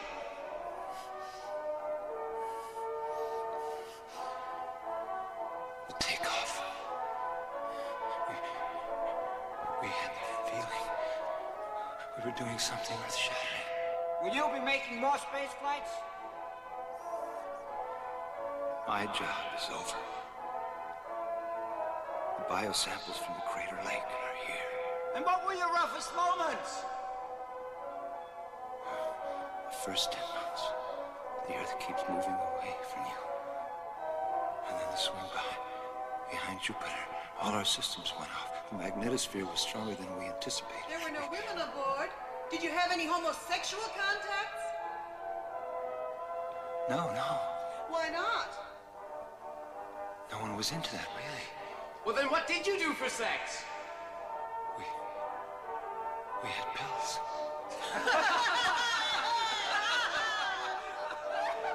I'm thirsty. I know. That's part of the test. Yes. Yes. Pull yourself together, Donald. It's only a test. So at that point, Is that how the movie ends? No. That's what I thought. I thought because people had said, this is like a Twilight Zone episode. So I thought, Is he having a delusion? He basically passed out and had a hallucination that this press conference happened. Yeah. So then you see him wake up, and he's goes over the hill, and he sees a town full of people. He sees that they were just, however many yards away from finding a bunch of people in Mexico. And he sees it, and he just kind of has this 1,000-yard stare, and he opens the medical kit, and he just drops it, and then walks into the town, and then the credits roll. So it's an interesting story, and I see why people compare it to the Twilight Zone, because now he's just completely destroyed. How long was it? Doesn't care. Hour and 49 minutes. Yeah, that could probably be like 30 minutes. 80 minutes. No, you could do an 80-minute movie, because if you do, like I said, the opening 30, you could leave a lot of that in. You could do the flashback in the Jupiter sequence, because we don't see any of the other people die. They could show some of that to show his mental state deteriorating, more of the stuff on Jupiter, but clearly they didn't have the budget for it. So they probably wanted to and couldn't. This movie could be remade. It could be a short, like you said, or it could be a feature. This movie could be remade and it could be really good. You'd have to still set it in the 70s because obviously GPS, cellular, all that stuff destroys most of this. But if it was set in the same period, you can see the structure of an interesting movie, because that press conference, when they're asking about, did you have homosexual sex? I'm thinking, oh, this is going into satire. They're just going into black comedy with this now, that they don't care about these, that they're just, media objects. But no, it's just that he is completely mentally annihilated because he never really should have been on this mission to begin with. And that makes it interesting. It's just not properly constructed. But you can see the movie that it could be in there. So if somebody were to remake this, they could really keep it the same and just shorten it here a lot in different places, expand a little bit of the Jupiter mission to show the struggles that they were having and how the other crews died. And like the fact that maybe there were 2 other scientists like him and they died. And so he feels like it's all on him. The weight is on him to get this information back. You know what I mean? There's ways to build up what's happening to him instead of the kind of shortcut way they did this, because honestly, I think they just didn't have the budgetary means to do those sequences properly. So they just skipped over a lot of it. So I'm not going to say it's a bad movie because it kept me interested. There were interesting segments. It just went on too long. Yeah, the dubbing. Yeah, it just went on too long. And it just wasn't well made for the story they were telling. That's my real problem with it. And so for most people, now there is a shorter cut. I didn't watch it. I don't know what exactly they edited. So maybe that's going to be better. I watched this on YouTube because it's not streaming anywhere. It's kind of like a forgotten movie. And I didn't even know the multiple cuts existed till after I watched it. So I might have looked for other cuts. Yeah. The dubbing didn't bother me. A lot of people go up the wall about it. Don't get me wrong. I'm not saying it's great, but that's not going to sink a movie for me. I've put up with bad dubs. It's fine. So it's an interesting specimen of a type of story. A very specific type of, especially because it's foreign. It's a German TV film. So I think that's where some of the elements were interesting to me, because like that press conference with the American music, and they're just kind of ignoring the fact that they're looking at a shattered human being and just asking him stupid questions. Yeah. That all feels very specific. It's also the way he perceives it too. Yes. And that's the things that I think make it worth watching, but try to find a shorter cut, I guess. I'm not going to watch it again to compare. This is a one and done for me, but I think there was enough there that if somebody were to say they were remaking it, I would be interested to see what they did with it. I think there's potential in the story. This is just not the best version of it. So I wouldn't say, again, it's not a bad movie. I just can't call it a well-made movie. So up to people whether they want to watch it or not. It's interesting. I'm not sorry I watched it. It's absolutely too long, but I don't think it is. I didn't feel like I shouldn't have watched it. I didn't feel like I wasted my time. I just kind of wish I'd seen a better version of it. Yeah. So I mean, it doesn't. That's kind of my idea of it. I think the problem with me is I just wish, like, just hearing the story of it, I wish. Oddly, there's too much of it, and yet you want more of it. Do you know what I mean? Yeah. Yeah. Like you want more of the story. No, I agree. No, why were they not contacted? What's going on Earth? Like I want to know more. Well, and that's where what I'm saying is they edited it incorrectly. They could have cut down that Jupiter. Let's send him down, bring him back. That could have been 5 minutes and done, including the deaths, top to bottom. Instead, it's like 20. And give me more of what happened instead of that long opening, which is 30 minutes of them getting ready to land. Okay, cut that to 15, and then give me 15 of what happened to the other 2 spaceships. And layer in why this scientist, who was never cut out to do this, was further broken down by the fact that he probably wasn't psychologically, forget the physical part, that he wasn't psychologically ready either. And when these other 2, that's how I would do it, 3 scientists, 1 for each ship.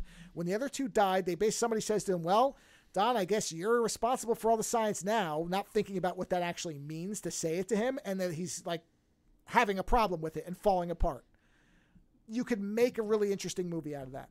And then, of course, by the end, when he's realized that, because he says that line, it's kind of buried in the press conference where he says, my life isn't anything unusual. There's life everywhere. What we do here is meaningless. Like he's saying stuff like that, and it's all getting lost.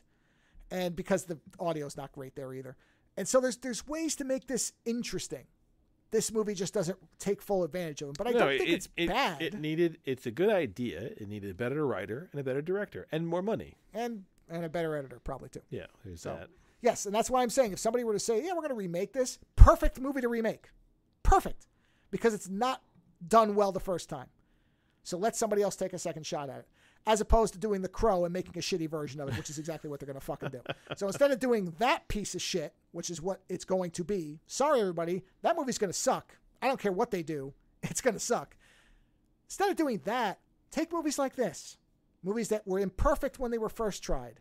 And make a better version. Something original, at least to modern audiences. Instead of doing Eric Draven again and making him look like Leto's Joker. Because that's stupid. So, some movies should be remade and some shouldn't be.